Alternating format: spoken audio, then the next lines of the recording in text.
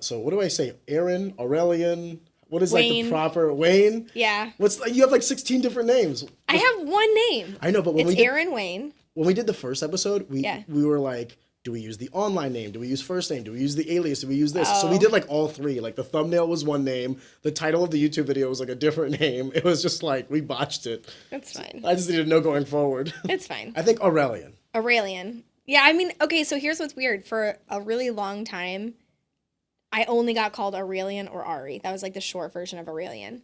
And anybody who called me Aaron was someone who knew me in my real life. And that was like the differentiator. And then there started to be a point where I was like getting out of content creation and I was becoming more like corporate and professional.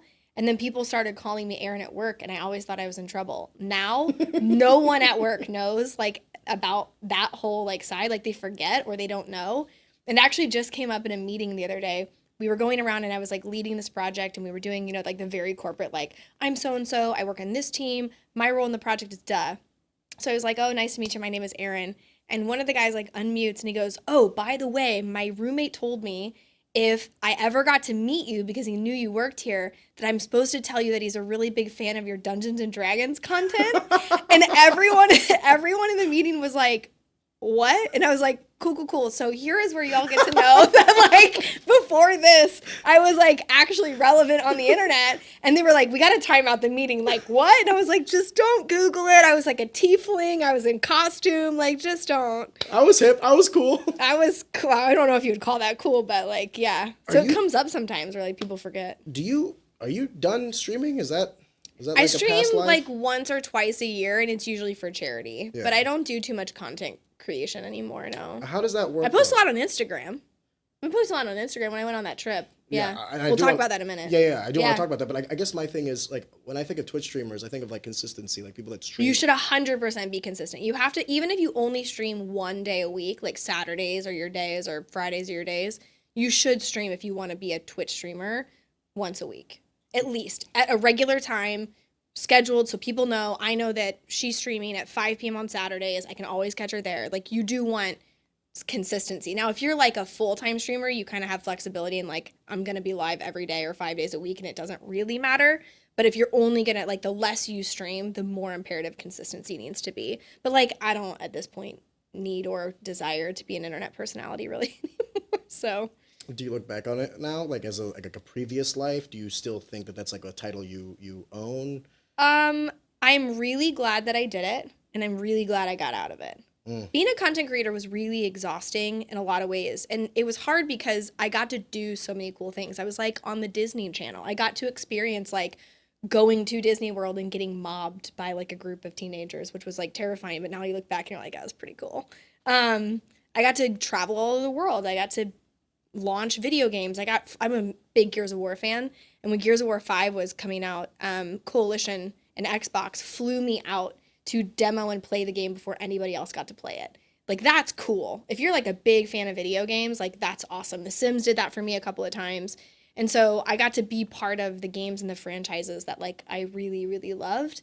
I got to do a lot of cool things when Fortnite was in its like infancy, like wasn't what it was today. I was the first person ever to have access to customized lobbies because I was putting together Fortnite groups just for women to play together because competitive games, particularly shooters, are not often very friendly towards women. And so I wanted women to be able to get together. I know, go figure. Anybody that's ever been in an Xbox Live, like, yeah. oh my God, real gamer. Yeah. Oh my God, a real girl. And so like one of the community managers at Fortnite was like, this is really cool. Do you want to help test pilot customized lobbies? And I was like, yes. And so we got to be like, and that type of stuff, like bringing women together, being part of the franchises and the games I loved.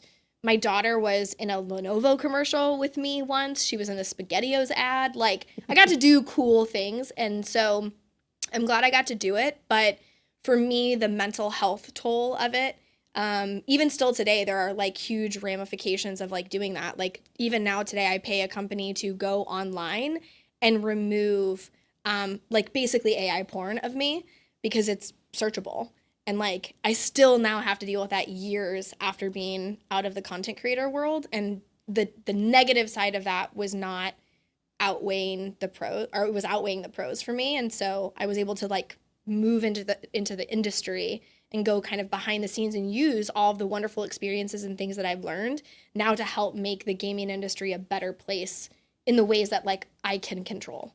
So I guess it would be safe to assume that there's no itch, because like I'm thinking about it from fighting from my perspective. Yeah. Right? Like I also am glad that I did it. Yeah. I'm also glad that I'm out. Yeah. But there are some times where I'm like, ooh, you know, I go to a fight and I'm like, maybe I still got it. I can get back in there and do one more. You know what I mean? Yeah. Do you ever get like the itch of like, man, like there were some fun times streaming. I would love to go back to like those good old days with the crew or whatever. Yeah. I mean, is it basically done? No, I don't think it's done. And I think because I'm still in the industry, I have enough connections still from other people who are in the industry that if I wanted to like get back in, I would have a very easy time going back and getting sponsorships and working and all of that.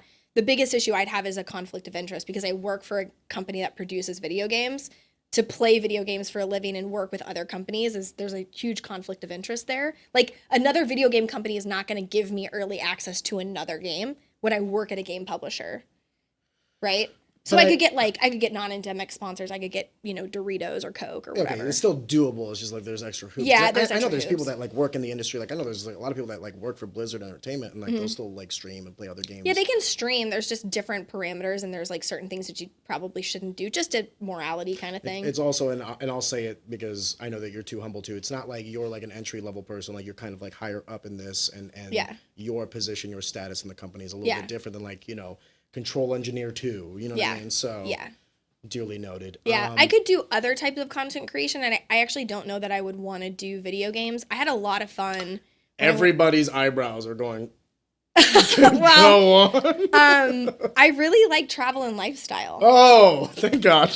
Yeah, no. Dude, it's a trend.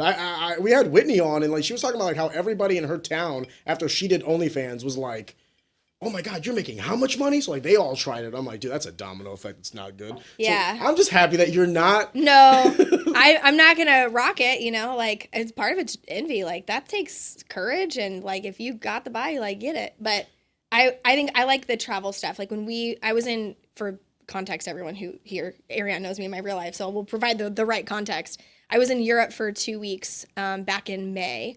And every day that I was gone, I was doing these very like artistic style videos of like the cities that we were in these small towns and a little bit of history and here's why this place is important or whatever the case may be. And I really enjoyed doing that. I really enjoyed lifestyle stuff. And I travel so much between now and the end of the year. I'll be in Korea, London, Paris, Shanghai, and Macau in the next 5 months. So, like, I travel enough to probably be able to make travel content in addition to the things that I'm doing. And that's, like, kind of more I'm just in a different space in life now where I've recently started playing golf, which is why I'm dressed like this. And so I would have a lot of fun making golf content, I think, like learning and being silly and part of who I am. Do you think that kind of adds, like, a little bit more pressure to your lifestyle, though? Because, like, right now, these are activities that you're doing. So that's why I got out of it. Like, actually, why I got out of it is it got to the point because I was doing gaming, yes, but I also had a vlogging channel, which was really big probably 5 years ago. And there was not a single activity or day in my life that I was not have a camera out and being like, hey guys, we're out at dinner with this. And it wasn't just me, it was everybody at the dinner. And your behaviors change. You're all vlogging? And you're all doing it, yeah. And your behaviors change, the way you act change, like you're filtered all the time. Like I am very cautious about the things that I say and do, and not because I'm fake, but because there are just parts of my life that I don't want open for public consumption, and so I don't share those parts of my life. And so if I wanted to go to dinner with a group of friends and talk about, the struggles I was having as a mom, I'm not going to do that because I don't want my information about my daughter in somebody's video. Like, that's not for the internet.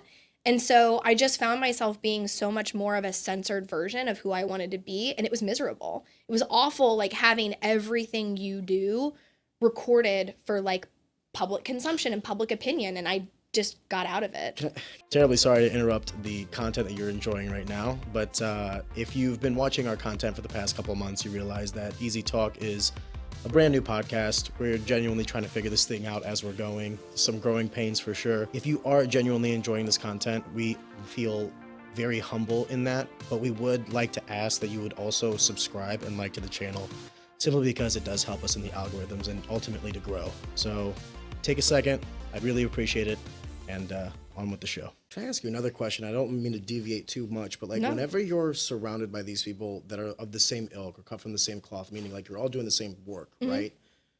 Did it ever seem like it was difficult to cultivate real relationships, or did it always feel like this was a business transaction? No, and honestly, I'm glad you brought that up because we're going to talk about dating and like some other things here. That's actually like one of the biggest like challenges I think for me personally is because of that became, and because of my job at the time, right? When I worked at Twitch, if you wanted a meet and greet, if you wanted to get into a party, if you wanted something at TwitchCon, if like all of those things, like I was one of the main people that you would go to, which means everybody wanted to be your friend, especially around conventions. And so my filter of believing people actually liked me was so low that it's just like, oh no, people like what I do for them. And so no one's your friend. And so you don't divulge any personal information. You don't get close to people. Everyone you meet is at an arm's length. In fact, sounds pretty wise, Aaron. I mean, well, one of my best friends, Brett Kayla, the first time I ever met her, she was involved in Twitch community meetups. And I'd met her at one of these meetups, which was a program I ran at Twitch. And I ran into her at a convention. She was like, hey, would you like to go to dinner sometime? I said, sure, that's okay. So we scheduled dinner. We met halfway. My daughter's dad got sick. And so I was like, I'm so sorry. I have to bring my daughter. I thought it was a business dinner. So we go. And the whole time I'm asking, like, what's your experience with the program? How are you doing? What can I help? What, feedback do you have for me? So we talked this whole dinner, like an hour and a half about it. At the end of the dinner, she's like, oh, do you want to walk around the mall? I was like, well, that's kind of weird, but like, sure, I'll walk around the mall with you. So we walk around the mall and, we're talking. At the end of it, I go to my car and she goes, oh my gosh, it was so great hanging out with you. And she goes to give me a hug and I was like, oh, you want to be my friend? Like the whole time for like probably 2.5 hours, I was like, put your Twitch hat on, be the Twitch person, like do this whole thing. And she like legitimately wanted to be my friend. And I like said out loud, oh my gosh, you wanted to be my friend. And she laughed and she was like, you're an idiot. And I was like, okay, we can be friends now. But like, everybody to me is somebody who wants something and they don't actually know me, like me, care about me because I'm someone who can do something for them. And I still feel that way like most of the time. It's really hard to like meet people and let your guard down because even as you like progress in your career, you become more influential and people still want things from you. And so it's pro, right? Like you don't get hurt as much, but it's a negative because, sometimes you've got, 3 friends and you're like, oh, I've got 3 friends. I would say that that's a great summation of it. That was the thing I was going to say is like, while I don't necessarily fault you for approaching it that way, because I think it kind of limits the ability for you to, I don't want to say get hurt or take advantage of. It gets hurt. I mean, put a feeling on. I mean, I'm a very emotional person, but like for me, yeah, because I didn't do that at one point in my life. And I had so many people like bossing me around and telling me I was terrible for doing things. And it hurts. Like when you let people in and then they judge you on things or they like tell you all of these assumptions about yourself or you say no, you put a boundary in your life and then they're like, well, you're a horrible person and I'm going to now go tell everybody these horrible things about you. Like that sucks. And so there were people that like I would share, personal parts of my life because I thought we were friends and then they would just go tell people and you're like, oh, that's cool, I guess. So now that you're kind of removed from it, I want to take a step back. Now that you're kind of removed from it, you say like you have like 3 friends. Is that like an accurate summation of like your actual life right now? Like you were in this role where it was extremely social. You were connecting with business, like a lot of B2B, a lot of B2C, a lot of what I would call like B to what makes B happen. So you had all these contacts. I'm sure your phone was like... I still do. Still do? Yeah. But how many of these people do you contact regularly? So it's really interesting. My daughter's therapist actually used this to describe to me how to help her visualize like how much you're supposed to share with people. And your social network is like a target, right? And so you have like this outer ring and then you have the inner ring and then you have inner ring, right? And so when you play darts, right? The closer you get, the more points it's worth, right? The closer you get into that inner circle, the more people should have access to parts of you, your feelings, your emotions. I hug this group of people and I don't hug that group of people. And so it should also be less people. You should have less people, right? The problem is I think a lot of people like, oh, if I'm friends, I tell you everything. And so I have like layers of friends. I have like 3 friends that probably know 100% of me. And then I have a bigger group of people that maybe there's like 5 or 10 people in that group, and they probably know 60% of me. And then I have a bigger group of people and they know like 30% of me, right? And then my like industry context, like they know Erin at work and I don't really share much of my personal life. If you want to know my personal life, go to my social media and you can know what I'm comfortable sharing there. So like, I know more than 3 people, but like 100% like know me inside and out. There's probably less than 5, maybe 3 to 5 people. I think that's healthy. I could be wrong, but I think that's healthy because like when I look at my own life, there are very few people that truly know like me, all of me, everything, like things that make me scared, things that make me happy, what have you. Yeah. And I think it's healthy also in your line of work specifically to keep people at kind of like an arm's length, because I always say information is power, and information that people have on you can be powerful for bringing you together. It can also be powerful for separating you. And there's a difference too, like at work particularly, I'm very open about like what's happening in my personal life. Like when I went through a divorce, like I went to work and I told everybody I'm going through a divorce. And it's not because I like want my whole life to be out there, but I do think that people's ability to have empathy for you depends on context, right? And I also am a leader, right? I have a team of, it was 70 now, you know, we've kind of restructured, it's about 50 people. I want people to feel like they don't always have to be perfect and have their shit together. And the best way to do that is to emulate that myself. And so I would go to work and say like, I'm struggling today. Like a couple years ago, my friend died and it was a really horrible situation. And I went to work and I was like, I can't be myself today. Or like I'd be in a meeting and I'd pull up a doc and it would say like last edit by Kevin, and I would just start bawling in a meeting. And I'd be like, I'm so sorry guys. Like I need to take 5 minutes. Like let's take a quick break. I'm going to walk away. I'm going to like get myself together. I'm going to come back. And so to have that amount of vulnerability is sometimes a good thing, but there's a difference between vulnerability and boundaries, and like finding what those mean to you are hard, I think, for a lot of people. And so they just like throw everything out there. And then they wonder like, oh, I'm getting criticized by all these things and all these people, all these opinions. And it's like, right, but I can be vulnerable and say, I have a feeling about this thing without divulging like my whole life story.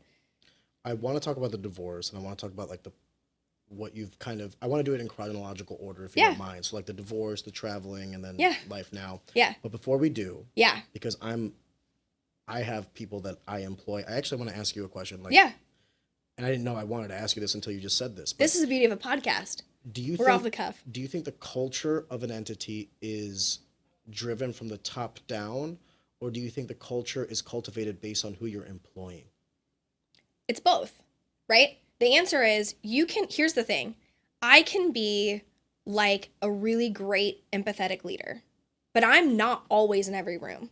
And so people act one way when their leader is there, and they act a different way when the leader is gone. And so if I have this like culture that I'm trying to foster as a leader, and I like want to encourage vulnerability, and I want to encourage being honest, and I want to encourage a feedback culture, and I leave and I've got a really toxic person who to me, and this has happened, to me, wonderful. It's my face, great, awesome. I leave and they're like making everybody spin out of like, ooh, well, I heard this about you and I heard this about you. Get right? Them out of there. Right. That's what I'm saying. And so it's not just who you bring in. But then what happens is people feel comfortable coming to me being like, man, this person is like spinning people out. And then I can go to that person and say, hey, I know what's going on. I'm getting some feedback. We need to talk about what's happening. We need to talk about how you can provide feedback upward instead of like out. And so sometimes it's usually middle managers will divulge too much information down. And like when you become a leader, every time you take a step up in an organization, your ability to vent goes up. Right? Like you can't vent down. You have to vent up or out. And people don't do that. And so oftentimes when like a leader or a manager, even if it's an entry-level manager, tells their direct report that they're stressed out, the direct report is like, well, if my boss doesn't know what to do, like what the fuck's going on, right? And so I think it's both. You have to like as a leader cultivate the behavior you want, and that comes with feedback and accountability and vulnerability and empathy and all of those things. But you also have to then hold those people accountable for also emulating that and get rid of the people who come in. Because, like, people can be snakes. And, like, they just will ruin a culture even if you've tried to foster a really good one. And so you have to do both. I agree with 95% of what you said, but I will disagree on 5%, and I'll explain why. I do not believe that you get the ability to show vulnerability as a leader. and now you might say that I'm wrong, but I'll explain why I think that. I always, when I was growing up, the idea of a leader was always to lead by example, right? So like if I don't want people to be like kind of driven by their emotions, or I get it. People can have bad days, people can have things going on, and I'm very empathetic when that happens. Like you're sick, you're this. Dude, don't worry about it. You know what I mean? But one of the things I always try to lead is like I make deadlines. Everything is done.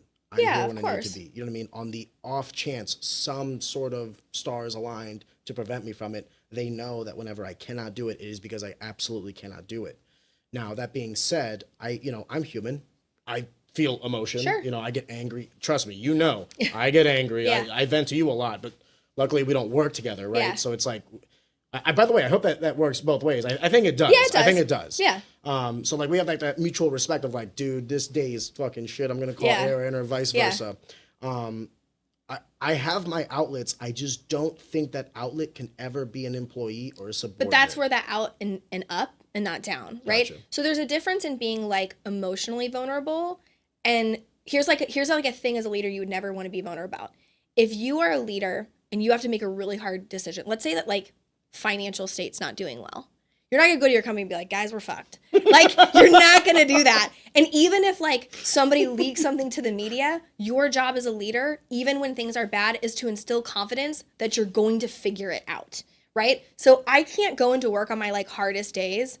Like I had this project recently that I was like launching, and I was really anxious. I was like, man, this is either gonna go real bad or it's gonna go real great. And I don't know. It's a 50-50 shot. And I went and told everybody, I was like, guys, it's gonna be great. Another part of me was like, fuck, like I hope this is a check I can cash, right? But my job is to like instill confidence in people. It's my job to assess risk. It's my job to say, hey, there is a chance that like these things could happen.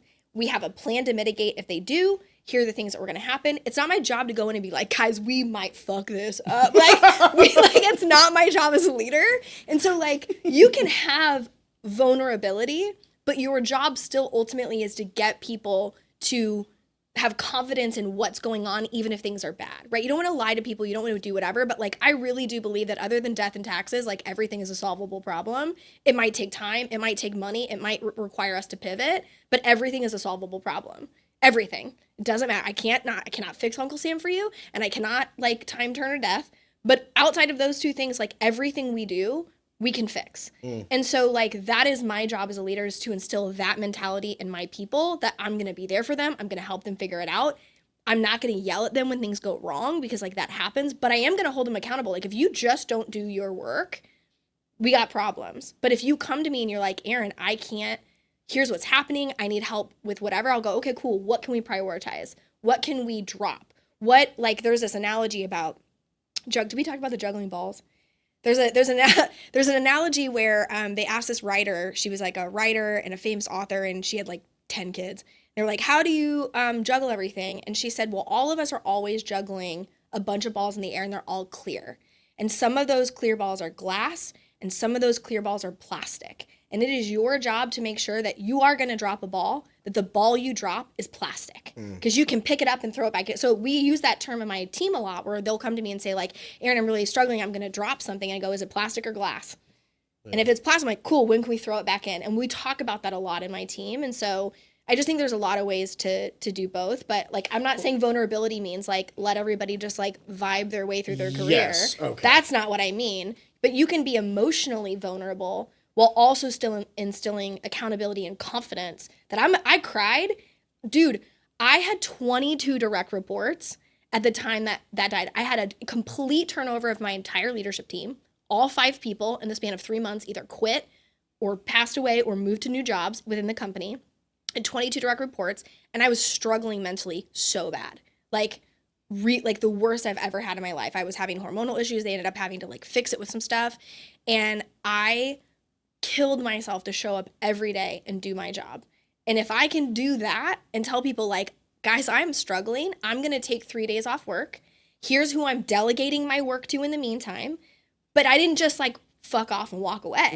Yeah. I got what I needed to do to get done. I think that's what leadership is. Leadership is saying, I know I'm incapable of doing it. Here's how I'm going to make sure that my work doesn't suffer.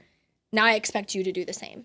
I expect you to take a mental health break, because you show up as a bad version of you, you're not going to help yourself. You're not going to help us. You're not going to help the project because you're going to do a subpar job. You're going to stress your team out. If you need to take a break, take the break. But bring in people who can help you then take that work on in the interim and we'll be fine.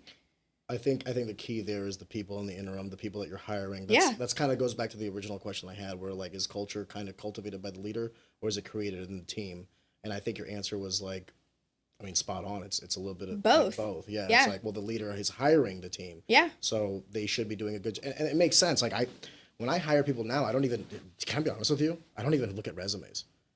I don't. Oh, I mean, I will look at a resume, especially like with how competitive gaming is now. But I like truly believe I can teach anybody to do anything. I cannot train you to give a shit, and I cannot train you to like have like good gut instincts. I can't train you to have common sense. I can't train you to care about your job. If I get somebody who's like passionate and cares and has a baseline understanding and is hungry to learn, I can train you to do what I need you to do. Like it's just textbook. Like you fill out this thing and then you have to go here and then here's a strategy, right? But there are like complicated versions of that and how long does it take somebody to ramp up? Like I'd rather have somebody ramp up in 2 days than 2 months. Yeah, I feel you. But I mean, yeah, I honestly believe that like you can have the most talented person. If that person does not care, they will do worse than somebody who has less experience who cares a lot. To piggyback off of that, I used to think that the most like profitable variable in an employee was critical thinking. Like someone that can use what they know to figure out what they don't know. I have since in the last 6 months changed that. Yeah. It is now the ability to care. Do you give a fuck? Because if you give a fuck, you will find a way. Yeah. If you care about something, if you care about your performance, if you care about how you're viewed by your peers, if you care about like the outcome of whatever it is that you're working on, you will find a way. Yeah. And maybe it's actually like some psychologist will be like, Arion, they're actually one and the same. Like critical thinking is the ability to care. Fair. I always assume that these are two separate variables. Well, and there's branches. There's like self-awareness. There's like all these things. But like, yes, generally people who, I mean, I as an overthinker, overthink everything. Don't say. Shocker. But I actually think sometimes like having the ability to overthink paired with a strong self-awareness is actually a superpower. Because trust me, there is not a situation at work or in my personal life that I have not gone through every, like Doctor Strange, I've gone through 3,742 evaluations and it can only end in one. Like I have done that with everything in my life and I know the path and the steps to get there. And if something pivots, I've already pre-planned on that one. And I think it like helps, you know? This is going to be kind of personal. Do you ever stop to think you're crazy? 100%. All the time. I do too. All the time. I do too. All the time. I've read like so many... Like, why am I the way that I am? Like books, articles. I've been in therapy for I'm not crazy, you're crazy. Yeah, I've been in therapy for 8 years. I was just, so I like started taking golf lessons from like a PGA guy, right? And he every time I swing, he's like, okay, now do this different. Okay, now do this different. You know, 15 minutes in, he's giving me 93 different directions and like hold your head and put the 60% of your weight on your heels and like keep your arms straight and do this, right? And so I just one swing, I just completely it was hard. It like bunny hopped like right in front of me. And he goes, what happened? And I go, I was overthinking. I was trying to, instead of just letting it happen, every step that you were telling me, I was just overthinking and I put too much pressure on myself. And he goes, listen, you can pay me to be your trainer. You can pay me to be your caddy. You cannot pay me to be your therapist. And I was like, my dude, I've been in therapy for 8 years. I got it covered. He was like, you got to get somebody else for that. And I was like, yeah, I'm working on it forever. Incidentally, that's how you know you've entered a new tax bracket when the term, I have a professional golf PGA guy teaching me how to work my stroke. It's for work. You know, these are like career things, you know? Can I ask you this? Yeah. How, since you were one of our first, like, I think you were our second episode. It was the second episode, yeah. By the way, thank you for doing OG. that. I appreciate that. Thanks for doing the learning curve with me. You're welcome. And by the way, on the record, thank you for being someone that I've called you many times about, like, not just, to vent and all that stuff, but also questions. Because this is an industry that I know nothing about. I'm very nascent, right? And you've been able to give me like a lot of good criticisms, a lot of good like feedback, and I think that for the record, I'll show you some of the growth. Dude, we're growing at a rate of like 50 or 60% a month. That's awesome. Which I love. Consistency too. You're really good at like that consistency. You're really good at like you really value entertainment and what's interesting. instead of like, I just have to get something on. Like a lot of people do it because they have to do it instead of like really taking a step back and go like, but is that even interesting?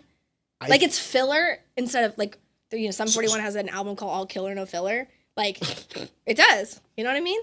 Well, I'm an asshole, first and foremost. Like, let everybody know that. Like, I'm a giant douche. I'm an asshole. I'm all these things. But, like, if I find you interesting, I know that other people will. It's just, like, my job to... I'm safe. Yes. To bring that out. Does that make sense? I hope that makes sense. Yeah. So, it's like, I think you're interesting, and I'm kind of like my threshold for that is kind of high. So, if I think it, I know other people will think it. It's just my job to bring it out. But why I wanted to say... I think I'm the worst, but I overthink that, so there you go. I fucking love talking to you. One of the reasons I wanted to say that was because there was a lot of things I just, like, you know... I was iffy about. I want everybody to know that there were a lot of phone calls I made to you, and you've given me a lot of good feedback. Thanks. You even gave me good resources when I needed them, regardless of how it ended up. When I needed them, they were there, and it got us to where we're at today. So I'm very thankful. Thank you. And sitting down and talking. And now we're back, and we're gonna talk about. Now we got the heavy like psychological stuff out of the way, and I know heavy psychological stuff, girl. Just wait. This whole like podcast was supposed to be about like weirdo fun things. It's fine. Oh, there's a rubric. God bless me. There's a rubric. I'm just trying to get through the things that I know that we both want to talk about. Yeah. So since you do we want to talk about it? I mean, I'm here to talk about it. But I think there's value in it. Yeah, there's value. I think there's and value. I really do believe, like on the note to kind of bring it around, I really do believe that there are really challenging things you go through in your life, and you're like, why did that happen to me? And I think every time that something like that has happened to me in my life, maybe a year, 4 years, 5 years later, somebody else has gone through the same situation, and I'm there to be like, let me make sure you don't struggle the way I struggled. If I have this knowledge in my brain and I don't use it to make other people's experiences easier, like it's pointless. Like I was talking to somebody at work the other day, and I was like, you check in. Hey, how are you? Haven't seen you in a while. And she was like, I'm really stressed out. We're trying to move house. She's like, I have a 3-year-old, really struggling with her. I think she might be neurodivergent of some kind. And I said, oh man, my daughter was 3 when we started noticing things. And she was like, really? And I said, yep. And so she said, do you mind sharing? And so I kind of gave her some information, and she goes, you're the only person that I can talk to about this. Do you mind if I ask you questions? I don't know where to turn. I'm like, dude, I have resources. I have advice for you. Because I struggled alone through that. I had my mom who's like an educator and helped me. But as a parent, we don't have other parents who can tell you like, hey, this is hard and it's not you. It makes it even worse and very an isolating feeling. And so I always think like in every experience I've ever had, if I can give my insight and knowledge to make that situation easier for someone else, it makes the thing I went through worth it, remind me of this conversation. We'll talk at dinner. There's a heavier one I want to talk about on the podcast is similar to that. Yeah. I'm with you. I also want to preface it like the next line of questioning. You know this, but I'm gonna say that for everybody. Like, if there's something I ask that's too much, like you don't have to do anything. And constantly letting people know, like in podcasts, like we tend to go over like what's our go no go areas. I have zero preference. So like there's very few things that Ariane's gonna say that are gonna be like, I don't want to talk. Like and they do this just so everybody knows. They do this like on Jimmy Kimmel. They do this. So usually if somebody's like, oh, I don't want to talk about that, they're usually not telling the truth because they usually get like an item. Now sometimes people will like shock jock the thing and do it, but like on those bigger shows, they usually know exactly what's going to happen. Well, I also want to preface it with nothing that I'm about to ask, I hope comes across as disrespectful. This is truly me inquiring. Yeah, that's what editing is for. Thanks, Matt. You're not wrong. It's been used. The very first question I want to ask is, when you were on here last, you kind of announced that like your previous partner, JP, but you were still going through the divorce. Yeah, right? we were. So now the divorce is final. Everything's kind of like in the books and done. The very first question I want to ask you is, you have now been a part of 2 divorces, right? Yeah. 2 marriages, 2 divorces. Yeah. Clearly you're dating and all these other things. Yeah. So like, outside of the JP and you thing, what is your anchor for like love? Because you've kind of like done this twice. You've been down this road. Yeah. Yet you're still here. Because I know a lot of people that get divorced, a lot of men get divorced, and they turn into cynical, like women haters like the very next day, right? Yeah. But then you're here. It's like, hey, you've been this, you've done this, and here you are. Mm-hmm. We'll get to it a little later in this conversation, but you seem to still have like a healthy respect for, commitment and relationships and all these other things. So I guess my question for you is, you know, you've crashed and burned a couple of times, yet you're Yeah. still in good spirits. Yeah. How? Why? Like, One, I think I was born with a sense of like hopeless optimism, and so it's like really hard to. I don't really have a lot of bad days, and I don't get cranky I might get hangry, but I don't get like cranky or like really self-loathing in those types of things. I also think that therapy helps, right? That helps a lot to learn like what am I responsible for versus what am I not responsible for? Like I can't control somebody else's behavior. I can't control the way that other people behave, but I can control the things that I've done and being very self-aware of the things that I did wrong. Like I was not very good at setting boundaries. I was like not very good at understanding what my level of expectations were, right? I think I was like a hopeless romantic and a hopeless optimist, but I was like, oh, but that's just like not how life is. And so I was willing to tolerate behaviors and things that I shouldn't have actually tolerated because I wouldn't stand up for myself. Like one of the most healthy things that happened to me when we went through divorce, we went to marriage counseling. And then after we decided to get divorced, we continued going for separation counseling. so before you guys solidified a divorce, you guys were actually trying to make it work out through marriage counseling. Yes. But then marriage counseling did not work, so then you guys went through divorce counseling. Well, it was like kind of divorce, but like Gwyneth Paltrow did this thing called conscious decoupling, which is like a really stupid term. But the idea is that you don't want to unwind your lives in a way that feels like you just ripped things apart. You want to like actually unstrand the braid, right? And you want to unweave it so that everything is nice and neat and you can maintain peace.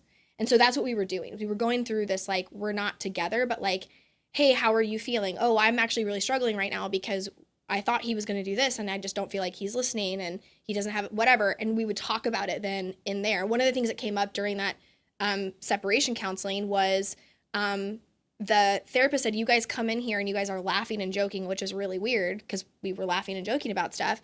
And he said, I know that you're both going to walk away from this with issues that you need to deal with. Are you dealing with those issues? Even if you're not dealing with them in here with me and together, are you dealing with them on your own? And my ex was like, oh, you know, I think I just learned a lot in this relationship and was like very like positive about it. And I was like, oh yeah, like I've already cried about it. I'm dealing with it. And he asked, wait, you're walking away from this with like issues, like scars? And I was like, yeah. He goes, well, what, why? And I said, do you really want to know? He goes, yeah, I want to know. And I was like, all right. And so I was like, this is what I'm walking away from. Like these things you did were really hard for me and really impacted me. Were these all shocking to him? As if it wasn't I don't want to on like his get into radar? that part, but like, I don't think that they were things that, you know, I think sometimes people, even with really good intentions, don't understand that very minor things sometimes can have really big implications on people. Well, over the course of time. Death by 1,000 paper cuts. It's a death by 1,000 paper cuts. And I think that there were things that like, because I'm not a yeller, I'm not a screamer, I don't fight. I will say, hey, this thing really bothered me. And that's what you're going to get from me. If like you didn't listen, like that's on you. Was kind of my like mentality. So it wasn't a communication issue. The communication was made. The communication in some of these areas was made multiple times in multiple steps. And then that seems to be didn't. A common trait. That's why I want to kind of emphasize on that. Whenever I'm having conversations with people that are of a similar conundrum, I don't know, a similar situation. life situation, usually the lowest common denominator is communication. Like these things were irritating me, and over the course of time I was like, yeah, but did you ever talk to them about it? No, they should have known. I'm like, yeah, I didn't clearly do that. They didn't, or else, you know what I mean? I think I didn't do, you know, and again, without getting too much into it, I think people learn different ways. And I think I'm the type of person that like, because I overthink and because I'm very attentive, if you were to tell me like, Aaron, I don't like pasta. Anytime we ever went to dinner, I would avoid somewhere that goes to pasta. Because I would like always think like, oh, Ariana doesn't like pasta. Ariana doesn't like he doesn't like pasta. And I would always remember that. And I would hyper fixate on it, right? Because I want everyone to be happy at all times. I think some people, that's an insignificant detail. They hear it and they like go out. And so you might come to dinner at somebody's house. They like have lasagna. And you're like, I don't like fucking pasta, right? They didn't do it on purpose. It wasn't like a thing that they did to you, right? And so you might have to be like, hey, I don't like pasta. And then if you say it aggressively, they're like, oh, now it sinks in. I couldn't wait an inconsequential fact to like a very severe way that you felt about something, right? And so some people are like that, and I think that was part of the issue, is that like it is really hard for me, and it's better now, but it used to be really hard for me to be like, hey, I have a feeling about something, right? And so I would very like meekly be like, so like that thing kind of bothered me, whatever, and they'd be like, okay, right? But I didn't cry or scream or yell, and because I wasn't crying or screaming or yelling, it was hard to like understand that like, oh, that really hurt, right? And so I think sometimes that's just how it can be, and that's not just about JP specifically. I think it happens. No, to lots of people. we're talking about high level. Yeah, I mean, hay level. The divorce is the catalyst for the conversation, but Yeah. I'm not isolating. Yeah. You guys But we are good friends for what it's worth. Yeah.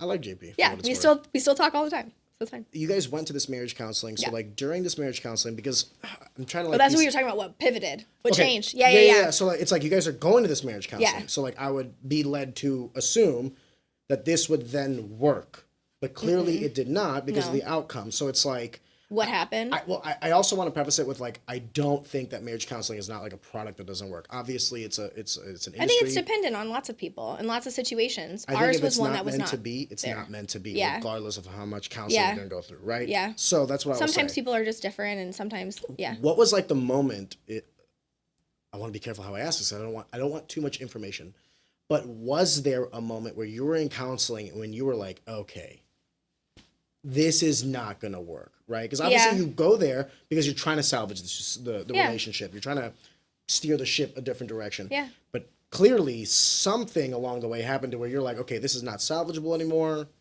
I think there were a lot of things that I had always, not a lot, I think there were like maybe a handful of things that I had always assumed. And anytime like I kind of would bring it up, kind of like, oh, that's not really the thing, that's not really a situation, or that's not how I feel about something.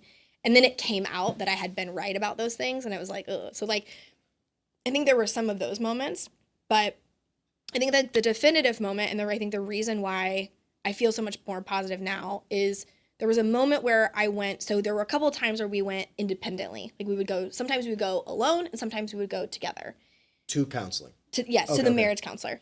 And so one of the times that I went, I was, like, just venting kind of loosely. And I was like, even if we fix some of these underlying issues, I just don't think that the majority of the things that I want in a relationship are here. And I said that, I made a comment about like on a list. And he was like, well, what's on the list? And I go, what do you mean? He goes, well, what's on your list of like somebody that you want to date, things you want in your relationship, like what's on the list? And I go, it's not a real list. It's like a hypothetical list. And he goes, okay, go make one. And I like. Damn, he called your bullshit. He did. Dude, like he fucking called it. Write that list. Yeah, so much. And but I'm so glad he did, because what I realized was I had never actually sat down and thought consciously ever in my life about what I wanted in a relationship. Never sat down and said, it's important to me that somebody have these types of characteristics. It's important to me that my relationship feels this way. Or like, here are small acts of service. Like, it's important to me that the person that I'm with has acts of service as their love language. Like, that's important to me because that's how I like to feel cared for, right? And I'd never done that. And what I realized was two things. One, it's very important to do that. And two, what I realized is the way that I had gone about dating in the past was I found someone who was just a little bit better than the person before them. But the problem was my baseline started so low that like even if you were like a little bit better, like it still wasn't what I felt like ultimately I really wanted or what my friends would say I deserved. And I wouldn't say that I don't think I deserve them. I think I always struggled with that, thinking like, oh, who am I? I don't want to be egotistical about whatever. Like, oh, I deserve the world. Like, I work for everything that I have, and I don't need anybody. Well, can I introduce a different paradigm? And I would love to see if you say like, Ariane, you're absolutely right, or Ariane, you're full of shit. I think that a lot of times when relationships start, it's kind of like an interview. Like, you're really trying to show your best version, your greatest assets. You're really trying to like, how can I fit the best parts of me in such a short amount of time to really impress this person, to keep me for the long run?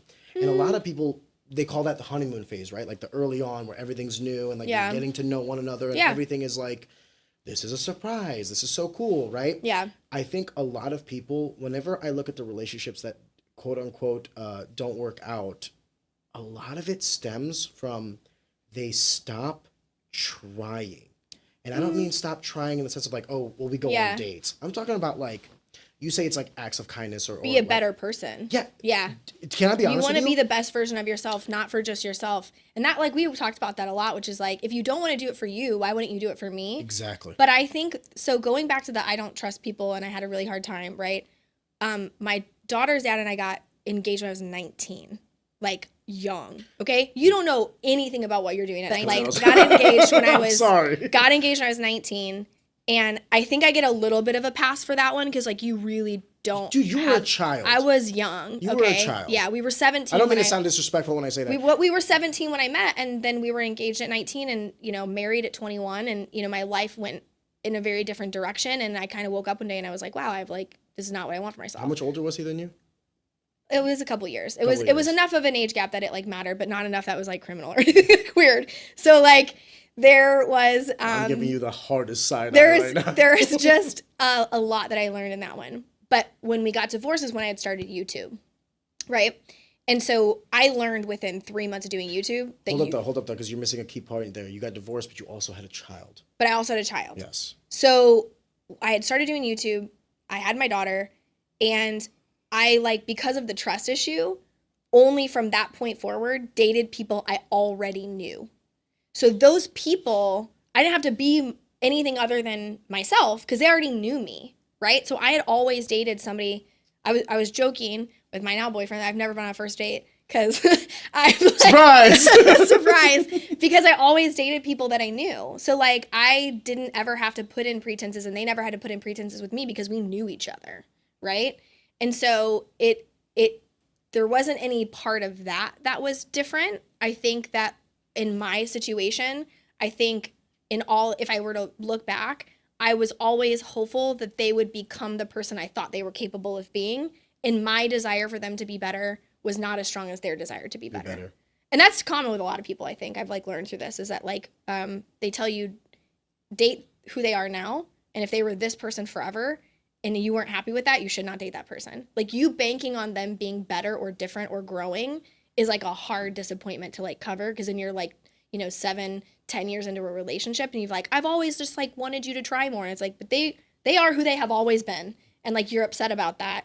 Date them for who they are now, not who you think they're capable of becoming. 1,000%. I have so many friends that are bitching about their like spouses now, and I go, you signed up for this. You knew exactly who they were. I feel bad for them if like someone was in finance and then they get married and now they're unemployed and they don't want to work. Okay, that's different. Or there's like things where like I've had like people that I've been friends with where, you know, they got married and something really tragic happened. They were in a really bad car accident and all of a sudden like they can't live their life without, like, there are extenuating circumstances, but like generally if you're talking about like, this person was lazy when I met them. It's like, they're probably always going to be lazy. Yeah. Like, that's kind of, so I think through like what I've learned through like the divorce and going through the marriage, like counseling was like, I recognized, which I go back to, it's not always somebody else's fault. Like, I was equally to blame for some of the things because I didn't look at those things, because I was pushing, you know, something on somebody that they didn't have to want. You know, I was trying to make things happen, or I wasn't putting boundaries, or I don't want to say I settled, but like I wasn't cognizant of the things that I wanted and needed. And so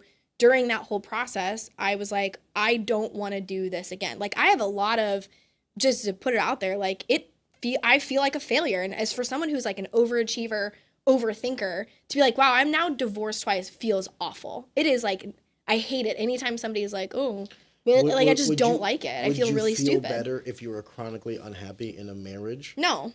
Because I'm more dedicated to doing the right thing. And if I'm only going to live in this world, and here's the other thing, when you have a kid, like, I want my daughter to be in a relationship like the one that I had.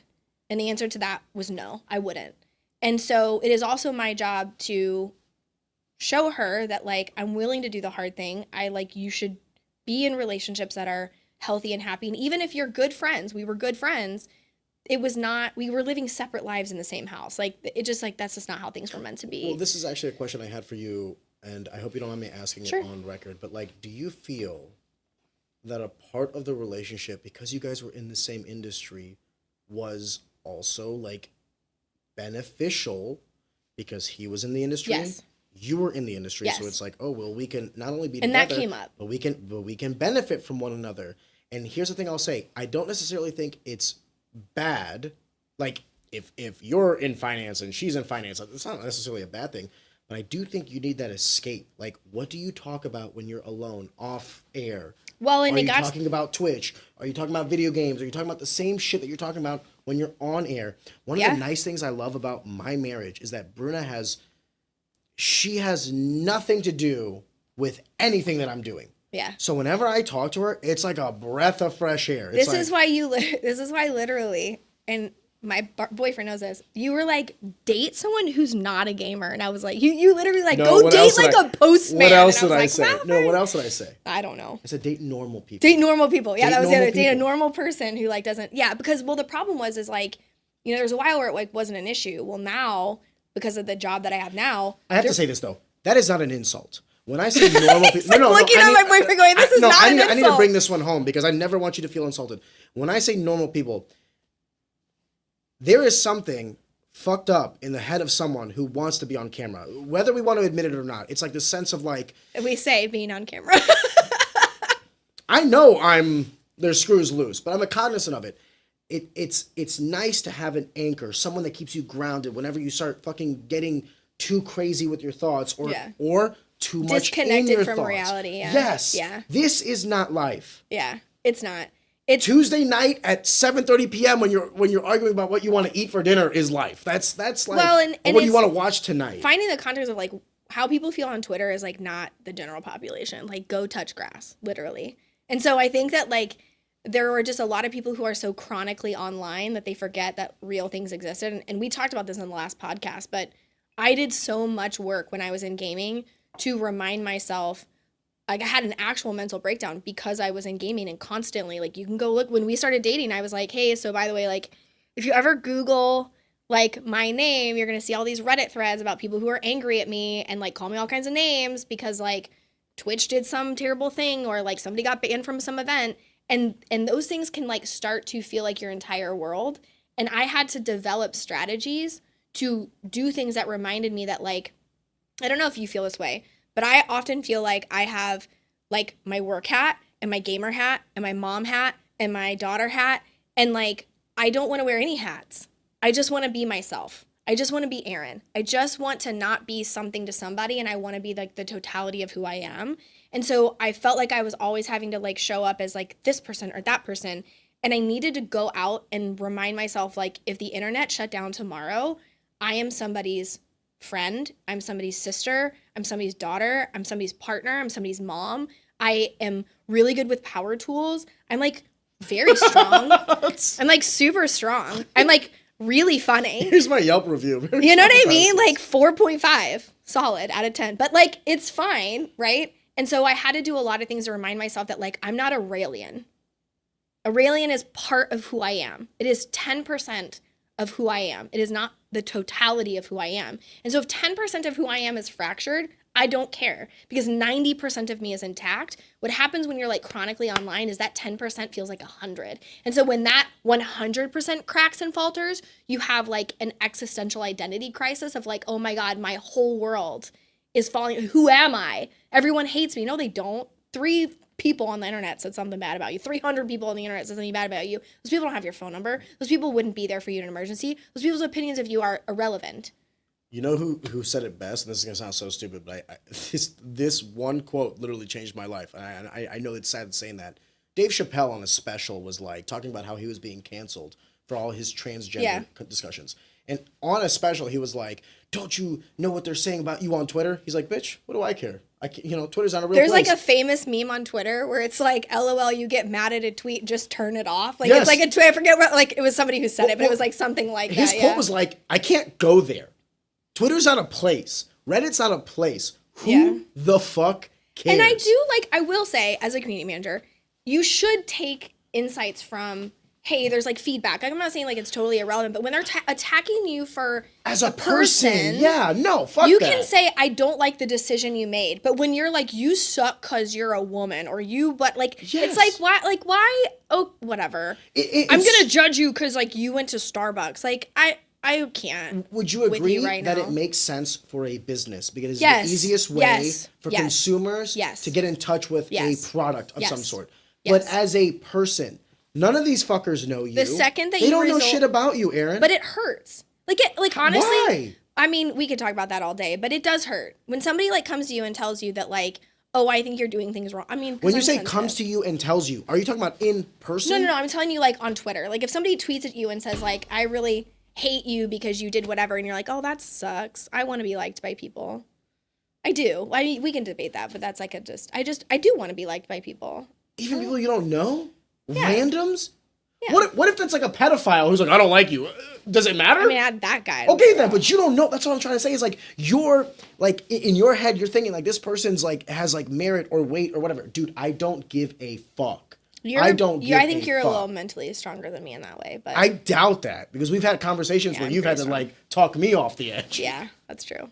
I don't know. It's astounding to me because like you're one of like the better people that I know. Like, I mean, like you think about stuff that I don't even think about. Yeah. It just astounds me like the whims and wishes of the masses actually carry weight to you. But that's again, going back to what we talked about earlier. That's why I stopped. If I care about it, I'm not going to share about it on the internet. Fair. Like, I'm going to like wait until I'm like confident enough in the thing to like go share it because I don't want to be shaken or faltered in something that matters a lot to me. So like, I haven't talked, I don't think, I think I posted like an Instagram story that was like, I'm learning how to play golf. And it like went away. I don't want people's opinions. I don't want anybody like over explaining to me what I needed to learn about golf. Like, let me just enjoy it, right? I don't need anybody to tell me what to do with my car. I have a boyfriend to tell me, like, I don't need anybody to do that, right? And so I will just, if I care a lot about it, I probably won't share it on the internet. Well, let's talk about that then, because so one of the things I will say about you that I actually do genuinely enjoy is like I don't think I've ever heard you like badmouth JP, which is one of the things I actually genuinely dislike when people do because it's only a reflection of your poor judgment. Like, you know, when people break up and they're like, this guy was this guy's that. Like, yeah, dude, but like you knew that. So like, what does that say about you? So like one of the things I will say about you is like you've been super respectful and like. Let me just say, if Bruna ever decided to divorce me, I hope she has the same tact. We were just talking the other day. You and JP were okay. We were talking, not me and Bruna. Although I do love her. We were not texting. We were talking about how there's another couple that's like going through a public divorce online, and he was like, "I'm so glad that we didn't even touch that." Yeah, it was like really ugly and there's like a lot of fighting. There's like a lot of divulging personal information and like a lot of that. And he was like, I'm really glad that we didn't go through that. And I was like, me too. Like, I don't need the added stress. Like what we went through was like, we'll deal with that on our own. It was hard enough as it was. And we got through it. We were friends. We did what we needed to do. We've maintained a lot of respect for each other. You know, we're very clear. Like I texted him and was like, you're going to see that I have a boyfriend. You should hear it from me before you hear it from somebody else. And he was like, thank you so much for telling me. I hope you're really happy. Like, very respectful, very like what you would want out of a situation like that. And it's a lot of communication, a lot of maturity. Like, that goes a really long way. And again, in our situation, no one was 100% at fault. You know, I think I know what I did wrong. He knows what he was responsible for. We both know, how it worked. You guys just grew apart. Yeah. Yeah.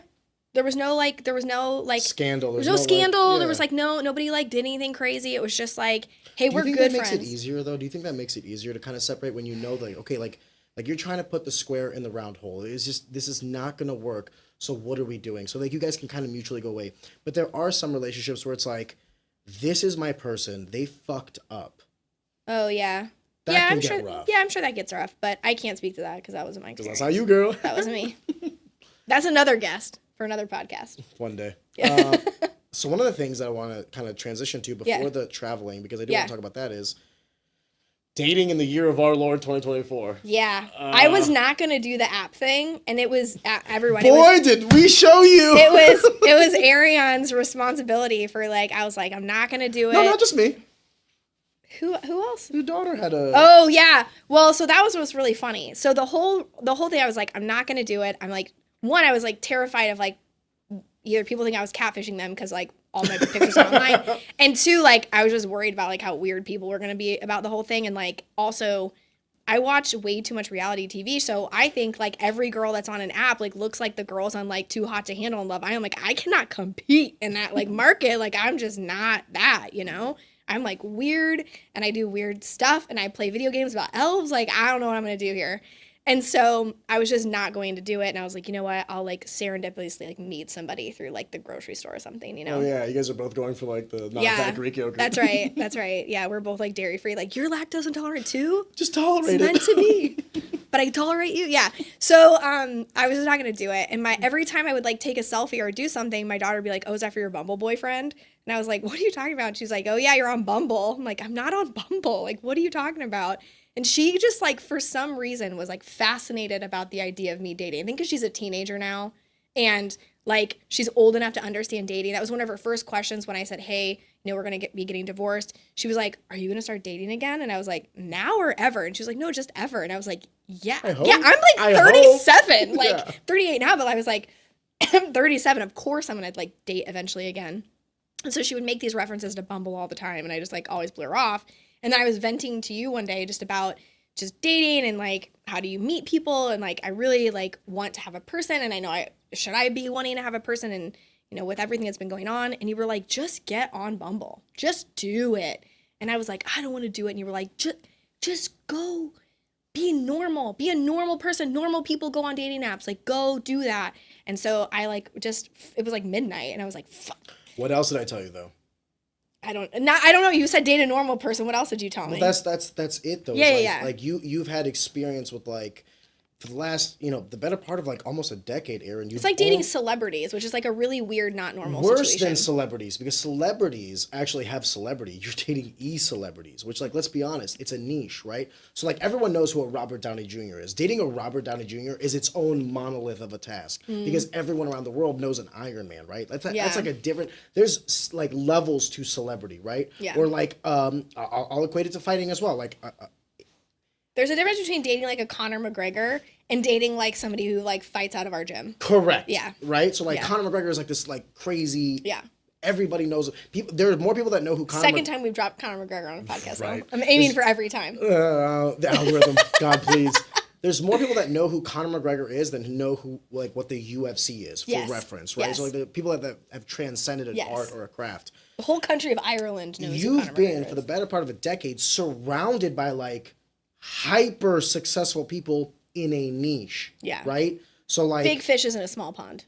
Well, big fish is in a big pond, but not the ocean, like not the totality of an ocean, right? So like I'm not gonna sit here and fucking like badmouth or like diminish the works of like these guys that are making millions upon millions of dollars for. But there's a disconnect from reality in a lot of them, like that separate you from being able to have normal lives. I'm sure. Yeah. I'm sure. Your friends, your like things that you do, like just everything comes with a different layer of like, hey, like there were so many times where I would say like something's going on and he would say, "Can I talk about this online?" And I'd be like, "No, please don't." Right. And so like, why would that even come up? I mean, that's what I'm saying. Like, there's just like parts to because that was like my life, right? And so do you think it before I get to the next line of questioning, because I want to keep on this thought, do you think that dating in this like echo chamber of like everything is online and streamable and like content is healthy? No, I don't. Unless you develop. So I will say that I dated somebody for 2.5 years. That was one of the biggest fish in the pond. And no one knew we dated. And we kept it completely secret the whole time. Was it Shroud? It was not Shroud. No, it wasn't like the Shroud. one guy. Was it Jesse Cox? No, it wasn't Jesse Cox. Those are the two guys that I would be like, stop. No. But we didn't tell anybody the whole time. But that carried its own challenges because then it was like I had to lie about where I was sometimes. I had to like, or I would do videos with like another guy friend, and we would have to be like, deal with the jealousy thing of like everyone thinks that's your boyfriend and it's not your boyfriend. I'm your right. Or like he would do videos with another girl and he'd be like, I wish the two of you would date, and you'd be like, really? Bitch? Right. You know what I mean? And so but then when we broke up, nobody knew. And so like, but to live your life in that way is just very different. And so, there's pros and cons. And I think obviously like being in a relationship where you're like moving together and you're like getting married, we're very different. We never lived together. We always, stayed in our separate places. So it was those 2.5 years. So it was easier for us to do that. So I've done the full spectrum of like dating in secret. I had gone on dates with people and we were always very like, we're not going to tell people about it because we don't want it to be like a thing on the internet, So I think if you can go into it and have really good boundaries, it's fine. Actually, the longer you date somebody and the more intertwined your lives become, the harder that becomes. And so like dating isn't hard, No, if you have good boundaries. But if you go on your first date with someone and you're like, I went on a date with blah, like, yeah, like that's just too much to do. So I think it just depends. Like, just be smart and mature and it's probably fine. But, you know, it's hard to do that when you're doing it for years of time. What do you think of Bumble? Bumble was wild. I'm glad I was on it for a single day and then I got off of it. So that was... Then you got back on. No. One and done. One day and you found your guy. Yeah. Good fucking shit. He's That's laughing. a great fucking Yelp review. Yeah. I mean, I had like, so the like situation was that happened. You were like, just get on Bumble, whatever. And so I said, fine. And I got on at midnight and I like made my profile and they stayed up for like a couple hours. Did you use your real name or? No. Well, they only show your first name. Oh, really? So it just said Aaron, Okay. you know? And it Educate said, me. it just says Aaron and then your age. And it does say like your city, but I think I put like St. Louis or I put like somewhere like wasn't my actual town. And I didn't know what to expect, right? I just assumed that like it's a Hallmark because like you can't like if you're swiping like you only see the dudes, you don't see the girls. I don't know what I'm up against, you know. So I was like, hey, I don't know, like I'll just. What was she up against? Some rough stuff out there. He should be the next. He went on 20 first dates. What? Yeah, at least. For fun? No. Just to get the reps in, you know what I mean? Get No, really to try good to at first like dating? date people. Yeah, just to try to date people over a couple God of years. bless. Yeah. Maybe we do get him on. Yeah. Yeah. You want to talk about education? So I was like, I don't know, you know, what's up there. So like, here's how I judged it. I was like, oh, if I think they're like remotely interesting and I can stand to look at their face, I will swipe on it. Cause I didn't know, right? And I was like, what if they're like mean to me? I don't know. 100% match rate. Like I woke up the next morning, I was like, 100%. Under the term humble brag, you're gonna get a picture of Aaron going, 100%. But I don't know that that's what he says. Like every guy just like you just swipe right on every single person. Well then, okay, in the hopes if that that is the case, so I don't want to sit here and I've been dating my wife now since like I was 25. I'm 31. Yeah, so 25. So Yeah. like I kind of didn't really. A bunch of my friends did Tinder and Bumble. That's actually why I told you to do Bumble because Bumble and not Tinder because I know 3 people. Well, I know Tinder is like all just like hookup culture. Well, I know one person that got on Tinder and now has like married 3 kids. Oh, wow. So one success story. But with Bumble, I know like 8. Like Yeah. Bumble, I don't know what it is about Bumble. But I think like, because people are actually looking. Well, I don't know, but my impression was even the like people that I started chatting to, everyone was looking for like a serious relationship. It wasn't like a hey, you want to meet up tonight? Like there was no one who like was like, oh, you free tonight? Like that didn't happen at all. Aaron, you're also at like a different age bracket. You're not That's 22, horny, and like, although it's a Friday night. Although Bumble was like shooting me like 24-year-old dudes, and I was like, no, I was like, they're too young. But like, part of me is like, what if, like, what would happen if you like swiped right on a 20? I didn't do it, but I didn't want to mess with that whole mess. I'm like, have one kid. I don't need to have another one. Could you imagine you with the 24-year-old? No, you would I like can't. you'd be like telling them about life. No, I don't. Listen, been there, done that. I don't need to do that again. So, I just didn't. But so everyone to me, and I don't know because I've never been on Tinder, so I don't know. But yeah. So I like started chatting with people, and so there's 2 ways on Bumble that you can like connect with people. You can swipe. And if they swipe on you on Bumble, the way it works now, it's going to change, I think. But the way that it works now is if you swipe on them and they swipe on you, as a woman, it shows up like in a thread. And it'll say like all these people connected with you. And you can see their pictures? Yeah. You have to start the conversation. So women... Oh, you swipe right, they swipe right. The women are the them. only ones that can like open up the conversation. I like that. Yeah. Well, now they're going to change it because how much better is that for you? Because like think about it, you don't got to do the. Yeah, so Bumble's about to they're actually... not used to it. They never have to. So Bumble's actually said that women have complained about how hard it is for them to open the conversation. So Bumble's about to change so that now women don't have to be the ones that opened it. Matt, do me a favor. Do me a favor. This is going to be a first. Scoot into that mic. Turn that mic on in case you need to speak. Oh, him. I'm serious. We don't have to. You don't have a camera on you. You don't have a camera on you. But you can scoot in. You can move the chair. And if you want to speak, because like here's the thing. You know, if Eric wants to be on, he can be on. But like, if there's because he's gonna make some comments, and I want people to hear it. So you know how to turn on the mic, right? You're live, brother. If comments are made, feel free. But no cameras on you. That's fine. So these women have to make the first approach. Yeah. But like he's saying, it's awful because like women never think about it in like logical. Like when you go to a bar, like women never approach men. Here's what's funny. We were at the pool and there was a young woman, maybe 24, and she came up to us and she was like, "How did you two meet?" We were like, "Bumble." She was like, "I have a really hard time, and I am not smooth. Like I don't think I'm smooth at all. I like awkward and clumsy as hell, right?" And so we were like, "Well, what is your opener?" And she goes, "Well, sometimes I'll get a cigarette from a friend and I'll walk up to a guy and ask him if he has a light. If I'm like making eyes at him and he's not approaching me, that's like my opener." What if it doesn't smoke? Okay, so I said, if he doesn't smoke, I said, then your line is, "I don't either. I was just using this as an excuse to come talk to you." And she was like, "That's so clever." And I was like, only time in my life I've ever been smooth, but it's because I'm not the one that has to do it. So I know that like this is a thing for women of like women will wait for men to come to them like in a bar in a social situation. Like we don't want to get rejected either, right? And so we'll wait for that, right? We'll wait for them to happen. But I liked Bumble because it gave me the freedom to be like, oh, well, I can talk to somebody, I cannot talk to somebody. If I matched and then it was like, what was I thinking when I swiped? You know, like I don't have to open it. And you have 24 hours to open the conversation or it just goes away. Let me ask you a separate question. Yeah. Still on the same topic, but okay. There is this connotation between, you know, organic meeting at a bar, meeting at a whatever, like a place where we would frequent, a gym, let's say. And there's this connotation, I believe, even still, where like there's like a negative stereotype attached to meeting online, whether it's like a dating app, whether it's meeting through a video game, what have you. I would make the argument that meeting on an app is actually maybe the most efficient way to do it. Because you can think about it, like you're at a bar, let's say. Okay, you guys are at a bar.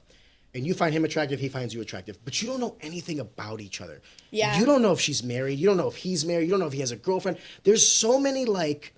Well, to be fair, you don't know that about on Bumble either. Because people are not honest about that either. So. Okay, very fair. But duly noted. I guess what I'm trying to say is like, I'm assuming on Bumble or any dating app, there's like a biography. So like, that's my actually name is this, how we connected. My age is this. I'm into this. Yeah. So what I'm trying to say though is, when you see somebody in public, it's like, only attraction. It's only based on physical attraction and not personality. And the main criticism of online dating is like, oh, well, you're just looking at their looks. Yeah, dude, welcome to real fucking life. But that's not how I did it anyways. If like I would go through and usually the openers were like, hey, I saw you're into cinematography. What kind of cinema do you do? Hey, I saw that one person was a painter. And I was like, what would you say your painting style is? And do you do it as a hobby or is that your profession? But that's what I'm trying to say. Yeah. It's just better because meeting in person is the surface level. You're hot. I find you attractive. This person could be, you know, first of all, this person could be in a relationship, so you have no idea, right? There's that like worry, especially, and I hate to say it, but like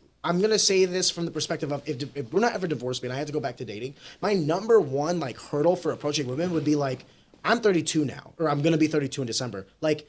People my age are usually in a relationship or they're married. So like if I'm approaching someone, they'd have to be a lot younger than me, which means we have nothing in fucking common. Good luck trying to have a real good conversation. Or they're taken. Or if they're not, and I hate to say it like this, why? Like, why are you single? Are you single because there are very few people where like the stars don't align and there's a lot of reasons why people are single, right? So it's like the older you get, the more red flags there become. So like when you're doing it in person, those red flags are not easily available. But when you're doing it on an app and someone has to say like, this is what I'm into, I could be wrong, so forgive me if I'm wrong, but I'm sure there's something about like build, not necessarily your body, but like... you can see it in pictures, but it usually is like political affiliation, religion, smart. hobbies. They actually ask that? Yeah, you don't have to answer it, but you can say like, are you religious? Did you answer it? Yeah, fuck he did. Yeah. Fuck yeah. He did. I don't want to say his name, but fuck yeah. He did. You already said his name earlier. Did I? Yeah. My bad. It's fine. There's a lot of people. I'm still learning. There's a lot of people named his name out there in the world. Sign. Yeah. You can talk about religion, political affiliation. You talk a lot about hobbies. Like, what are the, like, sports or video? Like, mine said literally, like, I like video games. That was, like, a thing that I put on mine.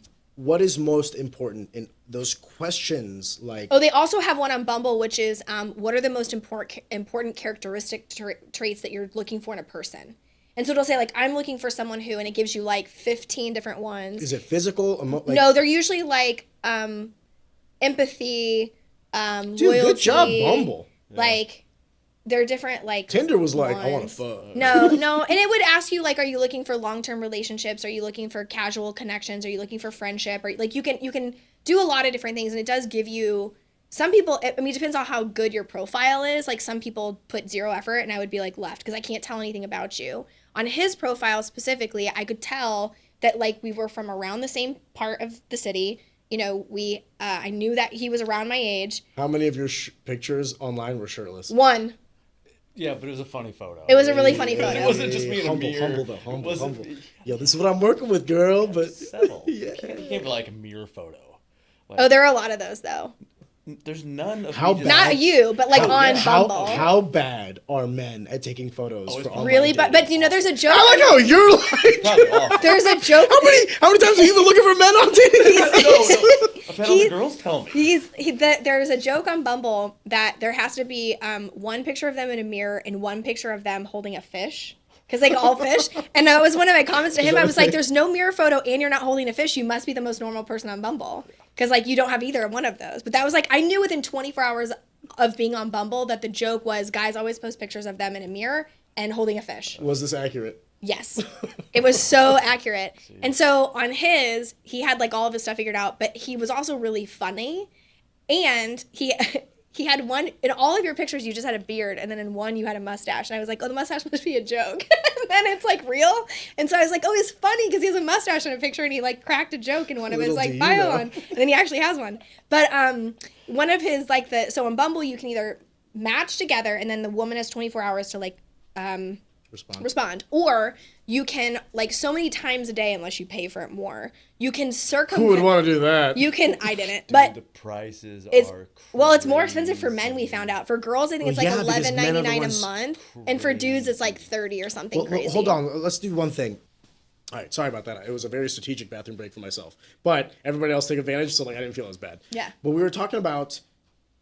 There were 2 ways to message people on Bumble. Well, no. What we were really talking about was apparently there is a different... Oh, the difference of, like, women being a and man men. on Bumble and being a woman on Yeah. Bumble, because Aaron's sitting here talking about I was on there for a day. Meanwhile, I'm sure And that is free, not and the story. free, by the way. I never paid anything on Bumble, and I was there for a single day. How do they make money then? Through memberships. Some guys got to be using. Oh, this. there's guys. There are, but there's also, like, things that you could have done. Like, in a different world, if I had done, because I started Bumble the day before I went on vacation. Like, I opened a Bumble. You and Shannon? Yeah. That was the dumb. No, it wasn't. It was on Obviously, purpose. it wasn't well, dumb. No, it wasn't. Forgive me. But the reason why I did it was because I was actually really afraid of being peer pressured into, like, go out with me, do these things, and I, like, didn't know if I was actually ready to do that yet. And so what it did was it forced 2 weeks where if I hadn't met somebody. What does that mean? So, like, Peer pressure from who? Friends? no. Like, peer pressure, like, if I met someone and I liked them, but in didn't. Europe. No. On Bumble. If I had met someone on Bumble. Okay. And they'd been like, hey, I really like you. Do you want to go to coffee? Oh, you're like, oh, sorry, and if brother. I'm like, hold on, I'm not really ready yet, then I don't want somebody to be like, why are you on Bumble? Like, I was trying to get a feel for what Bumble was going to be like. Did you send any of them, like, the address of, like, in Switzerland, like the coffee shop? Well, no, down the but when street? you're in a different place, it actually tells people updated where you are. Oh, okay. So, like, when because I still had Bumble That seems on. like a security risk. Well, it doesn't tell you, like, exactly. It just tells you cities. So, like, okay. when I was in Europe, I Like, still the had... GPS location of their house. No. It doesn't show you... It just says, like, it's, like, city. Okay, like, it would say, I was like, damn, like, Bumble. Fusen, Germany. What when I are was, you, like, a Fed? No. It would say, like, Fusen, Germany, right? Gotcha. So, when I had the matches, I probably had, like, maybe 10. And I was like, it's great because actually I can get to know them and have a distance as a forcing function where I can say, I'm so sorry, I actually can't meet you. I'm in Europe. And so all of the people that I had met, I had said, hey, I'm going to be in Europe for 2 weeks. And if I'm not answering, I'm not ghosting you. I'm going on a girls' trip. But, I'll check in occasionally, whatever the case may be. So for me, it was actually like if I like somebody and I start to talk to them, I can get to know them for a decent amount of time before I have to, like, go meet. Because I was, like, really worried about my personal safety. Like, I've never met a stranger. Like, can you talk about that? Because I don't think men understand that enough. Oh, I was terrified. Dating can be scary, right? Because you don't know who these people are. Right. And I mean, like, I have, like, my best friend has my GPS location and knows where I am all the time. Do you tell them, like, I'm about to go on a date? Yeah. So when I got But back I'll text you in 2 hours, when I call got 911. when I got back from Europe, I met up with him And like my best friend Shannon knew. And so she could see where I was at all times. Because I like... Why are you in the middle of the cornfield? And it's like... And that's like the joke is women are like, here's this car, here's this picture, here's where I'm going on a date, here's my GPS location. If you don't hear from me in 2 hours, call. Like, women do that because it's terrifying. You don't know who you're meeting.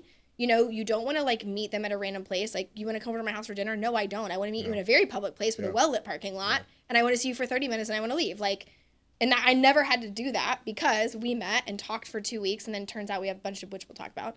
But, yeah, I was terrified of that. I was terrified of, like, my personal safety. I was terrified of, like, do you think you know people and they can be really nice and charming on a thing, and then they get in and then they tell you that you're whatever XYZ, or they criticize you in person, or they like are weird and do weird things on a date. And how many of the people that you were matching with, forgive me, Eric, he knows everything. Yeah. So we okay. Like, we talked how all many about of these people it. that you matched with like were trying to meet immediately? No one tried to meet immediately, but they did try to get my phone number right away. Okay. Which we talked about, and I was like, what is the deal about like getting people's phone numbers like right away? Well, what is the deal, Eric? Why do you do it? You got to separate yourself from everyone else. Yeah. You got to get them off the app. It's to get them off the app so that you're the individual they're looking at. Like a real person, basically. Well, one, it's like easier to become a real person when you're like talking on a phone and like you can hear their voice.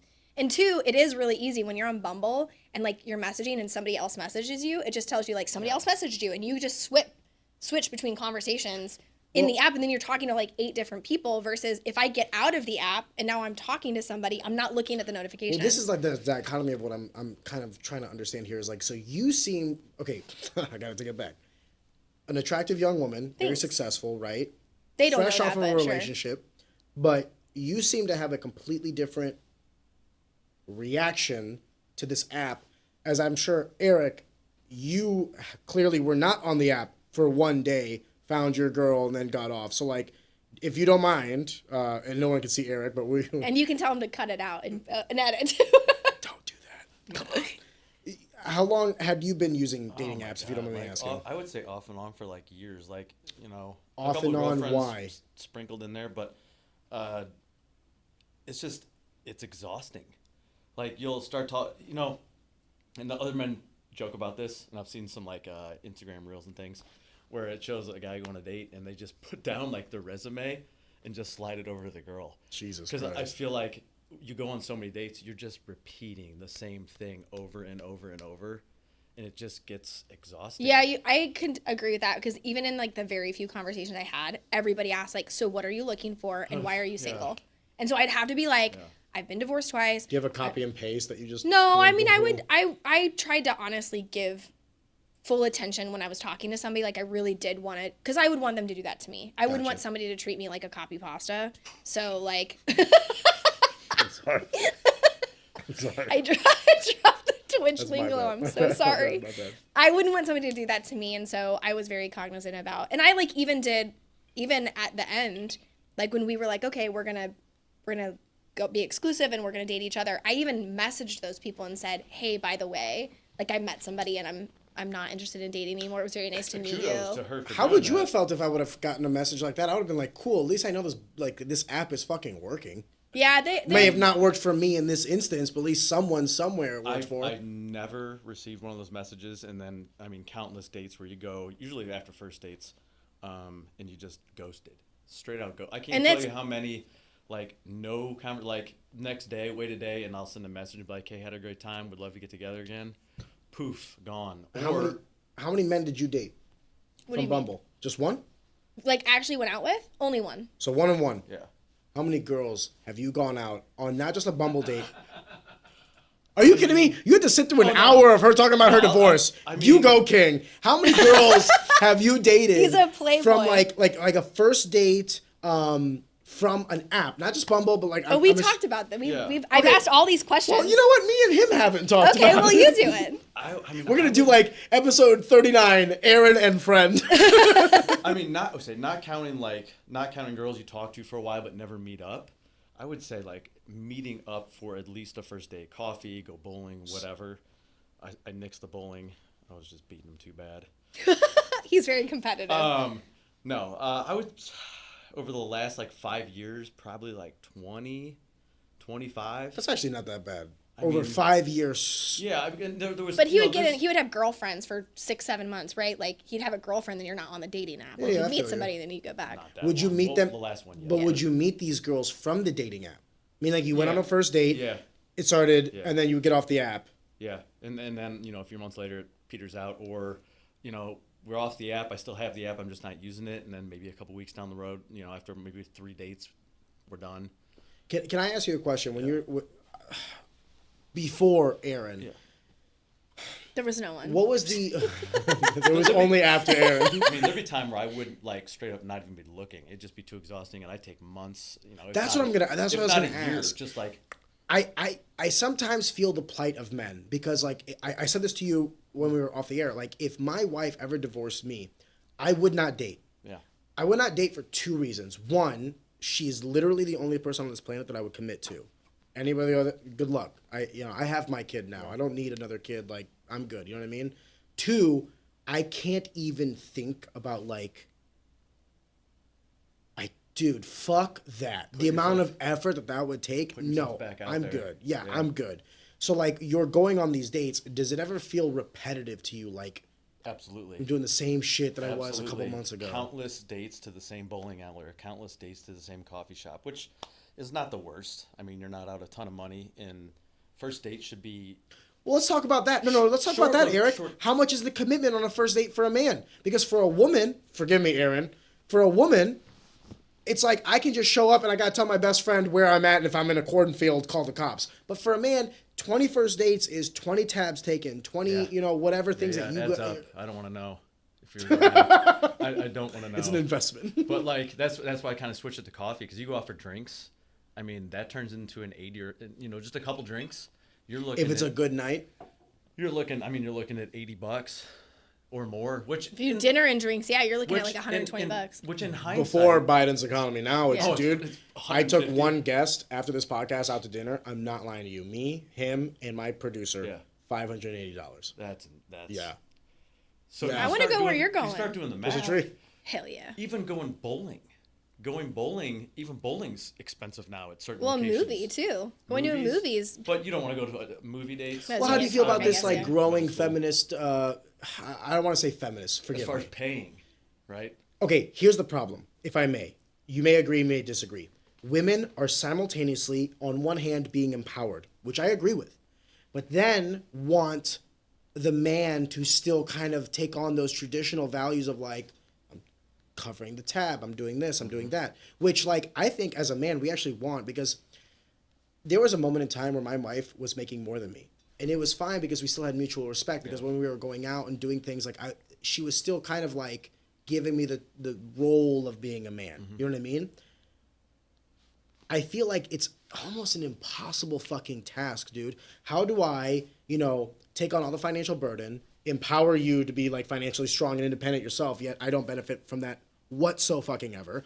I'm the one who has to take on all these financial burdens, for the first date, initiating this, all that other stuff. Now, I'm not saying for everybody. Obviously, there's a minor case where the bill is split and all these other things. Mm-hmm. But let me ask you this, Eric.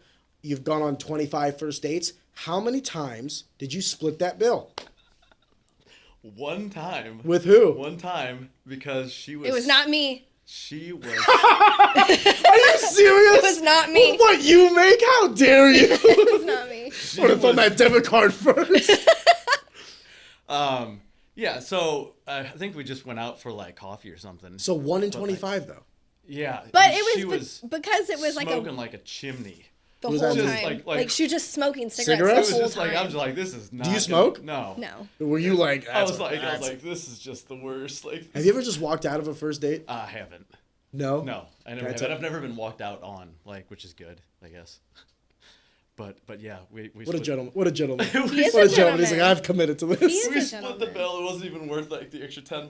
It was he knew immediately. I'm not gonna see you again. I really don't care if you're mad that I Did she say that she smoked? No. Liar. And that liar. She's like, do you care? She got it out. And I said, no, of course. I'm like, whatever. What am I, a square? Yeah. So, and then just like a chimney. I was like, this is not going to work. It's always fun making out with an ashtray. I still remember in Clayton. I don't remember the restaurant, but we were sitting on the street, on one of them. I was like, oh, God. So you guys swipe right on each other? We didn't. that was the thing. So you can swipe right, or there's another way that you can bypass, right? Okay. So you can do, if like for me, because I wasn't doing the paid I was one, out of likes. 3 times. Don't you ever for a second think Eric wasn't on the prowl. There were 3. There were options, Aaron. I know there were. You were chosen. Here's the best part about swiping. Guys only get X amount of swipes. For some reason, I'm saying, Seriously? Yeah. Yeah, That's you because girls do there's too, some the guy girls do out too. there fucking No, doing no. 100. Here's You the can best- only do like 20 or 30 a day. Maybe Swipe right? Yes. I feel like it's less for men, and here's the best part. This always happens. It was like clockwork. And like you were saying that it's cheaper for girls. Undoubtedly, it's like going to bars and there's no cover for a girl, but guys, it's $20. Like, I think it was like 35 or 40. But they've got like swipe rights, but then they've got super likes. You've got all kinds. You can like Oh, yes. If you super like, You can then pay it shows extra. up as a girl in your thing saying like, somebody wants to match with you. Click here to see it, and you can click. And so many So times a woman per who's day. already swiped right on you, you get to see that they've swiped right Yeah, on you. you can see if you pay, you can see who has swiped right on you. So as a if the girl- goal How is to about this? match people. You're swiping right. It's all about, well, originally it was free, but then they started to monetize everything. This happens on guys, and other men can chime in, but when you're swiping right, you run out of likes. It is almost guaranteed that the next girl that pops up when you're out of likes will be a dime. Or someone who swiped right on you to entice you to. And you can't swipe right. They did do a really. You got to come back 24 hours later. That person will never be there. Let me ask you this question: do you think those women, like when you say it's a dime, do you think they actually exist, or do you think that's like a marketing tactic? No, I think it's a marketing tactic. I think going to Twitter. Matt, do you want to make a comment? AI. Pull the mic. Pull the mic. Pull the mic. Share the mic. No, I'm good. You say it's AI AI bots. It could be. on dating apps? Possibly. Here's my issue. Oh, with, there are a lot of fake ones where By they the way, auto this is the first time text. we've ever had a podcast with like 4 people. So They forgive do me. have a auto thing, like somebody like there are scripts where you can AI and they'll like message you and then they'll ask a question, you reply back, and then AI replies back for you. It's not a real person, it's like an AI person, and after so What long is the effect of notice this that. though? to keep you involved and trying to continue So you using think the it's app. like the app kind of? I don't know if trying the app companies are Could be. doing it or if it's a person that's doing it. I don't know how it works. I It's don't kind know. of fucked if it's a person. Tinder. I got off. I was Tinder, back in the day, and like a couple years ago. What is back in the day? Sorry, forgive me. I don't Time know, frame. Probably 5, 6, 7 years. Okay, so ago, not too something like far. that. I was in my 30s, and I got off that pretty quickly because I found maybe it's different for people in their 20s. I don't know, but what I was It's a finding hookup app. is anyone that I would match on, it was usually people in the sex business trying to get you to view their webcams or Jesus, stuff like that. And it was fucking a lot of times. Christ. Sometimes it was people that weren't even in my like radius. There were people like in California, New York. It's like So you have to choose how far these people are because I I had my obviously radius want set for like 30 miles, and I would get like 1,500 mile. Let me ask you away. this: do you feel like you found success in spite of, or in conjunction with the app? Like, do you feel like you're the outlier? Or I do you would say in spite of. Of. I would say in spite of. For me, anyway, it's been a battle, just to find real people, and then people that I connect with. Meanwhile, God bless your soul. One I and mean, done, baby. Yeah, she told me at first date, and I'm trying to remember what I told her. I'm like, "You're welcome." Yeah, I was like, he goes, "You really only been it for one day?" And I was like, "Yeah, I've been on it for one almost day." And positive he I was said- like, "You're welcome that I like saved you from that cesspool." And I was like, "Okay." I was like, "Here I am, just Just the think. stars are like aligned. Like this was so You great. I could met have somebody been you met." drowned in Meanwhile, fish photos. I look like General Patton coming out of the trenches. He was like battle scarred and Like skeletons traumatized. hanging on I've me. seen some shit. Sometimes he flinches a little. Let me ask you this question, if you don't mind. We keep circumventing how we match, but sure, go ahead. Well, I do want to ask one question: is like, how refreshing is it dating someone that has nothing to do with what you do for work or any of those other things? It's really nice. It's not, I mean, there are some times where I'm like, hey, I have to explain to you what my job is. Of course. Because I don't have a traditional job. It's not like I can be like, oh, I work at this place, or like, oh, I do that. Like, But my is it job is really also weird. that nice? I don't know. Is it nice? Do you not like explaining yourself? Like, No. I love. I mean, I don't mind doing it, but I think it's like, I think the reason why I would say I don't know is because sometimes I worry, not about him specifically, but generally, like, I don't know what people's amount of like empathy or tolerance is. Like we'll sit here and be like, it's the internet, just get off of it, right? But like, that's not really how it works, especially in my job, is I do kind of have to be Your job is aware. the internet. Right. And so sometimes I like worry about being able to get somebody to understand like, oh, we had this thing today. Well, what happened? And I like explain some really nuanced thing. And they're like, people care about that. And you're like, yes. You know what I mean? Like, not you, but like I've had my parents sometimes try to be like, why are people so upset? And I explain, and they're like, people get upset about that. And you're like, yes, it's just also the internet. a different demographic. They grew Right, up on so- literally AOL. Yeah, so I think it's just that I think sometimes it's hard, but it's not ever been an issue. But he's like very attentive and pays attention and is interested, and so it makes it okay to have the conversation, because to be like, oh wait, explain to me like what that is, or wait, I didn't understand that, like talk to me about the history of that, or how does this impact what you do? And so then it builds his like understanding of my work, but we do spend more time talking about it because it's a newer topic. Let me ask you this question. But it's nice because we don't like we never talk about work ever. Like we're Oh, out. I bring up my work with you all the time. Yeah. Because it's hysterical. Yeah. Your work is education, Yeah. correct? You're a Yeah. PE teacher, correct? Yeah. So let me ask you that, because that's kind of where I was going to in this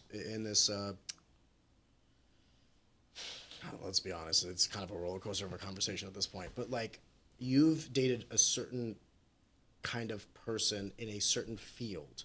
Is it refreshing or scary? Oh, 100%. No, it's 100% because everything that we talk about is connected to reality. Like everything is grounded. Like we are very centered and normal and like normal. Is your escape? Yeah. Like I come home and I like relax. Like I separate from work. Like I'm done with work and then I am done with work. Right? And so having a work-life balance exists now, and it didn't before. I'm also going to add a different paradigm into this, and I don't mean to sound harsh. The individual that you're dating now, I would also say is more up for doing certain things that you are also up for doing. In terms We have a lot of, in like, common, yeah. physical activities, Yeah. out and about, outside Yeah. of the house. And things we of this do different nature. things. Like actually, it's been like the most fun. Like this morning, we went. What is that thing called? Autocross. We went to an autocross, and I sat in like a What is autocross? speed race where in they the arena. they Race cars. go People into, like- modify their vehicles, and then they okay, forgive me. race. Parking lot racing. I've never done that in my life, and he. You get to participate No. in or view? Well, so most people view it, but because he knows some of the people who drive, we got to sign some of the things, and I got to go in ride-alongs in multiple pretty dope. different Rode cars. along in one of my buddy's Miatas, and then she also rode along in another guy that BMW. I used to teach that now has a BMW M3. So I went around like racetracks, and they complete the racetracks in like 45 seconds, and it's like it's the most nuts thing. I never have done that before, and so we're doing things together. Like he got to go with me on a work trip and like go to a gaming convention. He's never done that, and so we're constantly doing things together that the other person has. Like we add things to each other's lives in ways that's different. I want to ask one question, but it's to both of you, so like one at a time here. Does it matter how much money is spent on a date, or does it matter how much effort is put into it? Like, Oh, what no, would you money doesn't prefer? matter. A steak dinner No. at some fancy restaurant, or do you prefer Some of across our the family best arena dates, parking lot? some of our best dates have been like we went home. We were at home one time and just like played video I like how games. she's answering for you. Some of Well- our best dates. well, I mean, from you'll my let me side- know what your best date was. So like we stayed at home one time and like ran through Gears of War 5, and that was super fun. We just do you play games? I He mean, didn't. back in the day, I used to, he didn't. and then I kind of got Shit, back just into when it. you Yeah. thought you were out, they And pull then- you back Pull me in. back And then in. like another time, we went and got ingredients and made pizza at home and then watched slap fights. And I was like, that was like one of the best days. He was like, you really want to do this? And I was like, hell yeah, brother. Was Now the you get video to games- answer. Was the video games unattractive at first? Be honest. No. I need you to talk to my wife.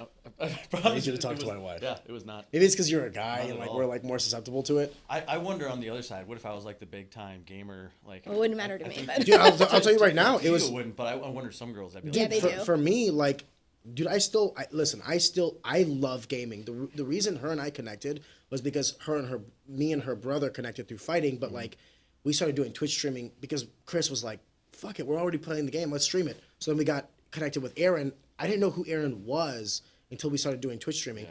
And then I met Aaron, and then after I stopped doing Twitch streaming, we still still kept in friends. touch, still friends, right? But what I'm trying to say is like the video game aspect for my wife was like, Arion, you're like, you're so driven in all these other aspects, yet you still sit there and play video games. And I had to explain to my wife, like, you love that I don't go to the bar with the boys. You love that I'm not like a strip club guy or that I'm not like doing stupid shit. I go, That's because I'm on a Friday night after work, after all this shit. I'm hopping on the game and It's your Discord escape. with the boy. Well, here's the thing though, with the boys. So it's like I could be going to the bar. Like what we do on the video game, I could easily be doing at the bar. Because what we're really doing is playing video games, drinking, just chatting it up, right? Yeah.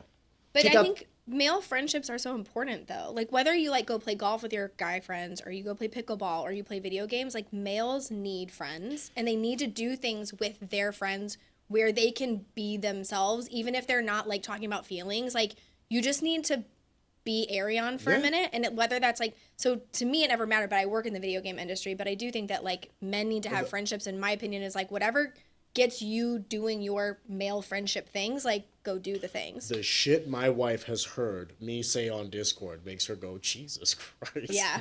And if there was like a CIA agent, like I'm sure the stuff that you guys play when you play golf is like how probably out of rancid pocket. does it get? How Golf rancid and does it get? pickleball. Would you get fired? Dude, if No, my boss I heard my wouldn't get Discord fired. conversations, I'd be canceled.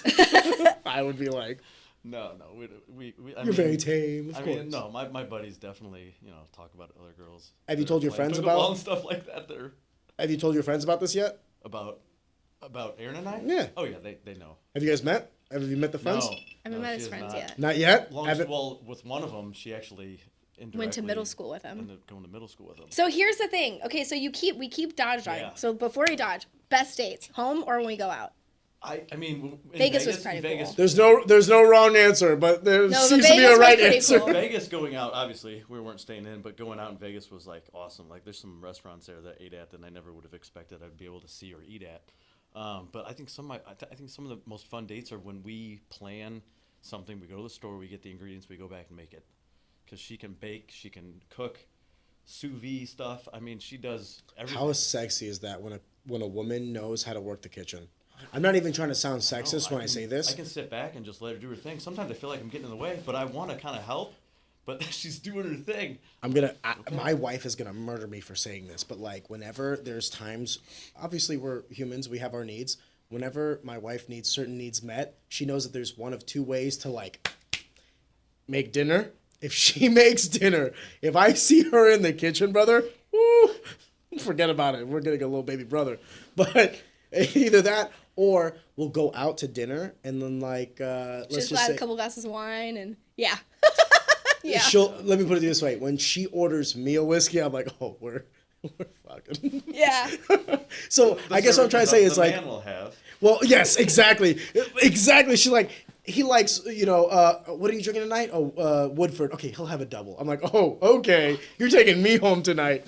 But what I'm trying to say is like when a woman, and I'm only bringing this for a higher context, I'll give it to you. How attractive is it when a woman does things that like you feel, I don't want to say it's like a gender role, but like, Cared for. yes. Yeah, you're being cared Yes. for. Yeah. Like she's doing something for you, regardless of what it is. It could be in the kitchen, it could be the laundry, it could be whatever. Cleaning the fucking house before you get there, showing that you care. Yep. Isn't that attractive? Yeah.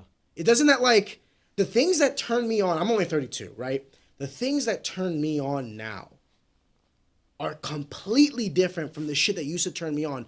When I tell my wife, I'm like, when I see you with our daughter, I'm like, oh, we're having another kid. Or when I see you in the fucking kitchen making us dinner as a family, oh, we're having another kid. Like, forget about it. You know what I mean? Yeah. When I was younger, it was a completely different experience. Now, here's the thing. Do you have any children? No. Okay, so take that paradigm out of it. But we're not 20, right? Yeah. Do you resonate? Do you disconnect? Where are you at with this? Like, do you agree with me?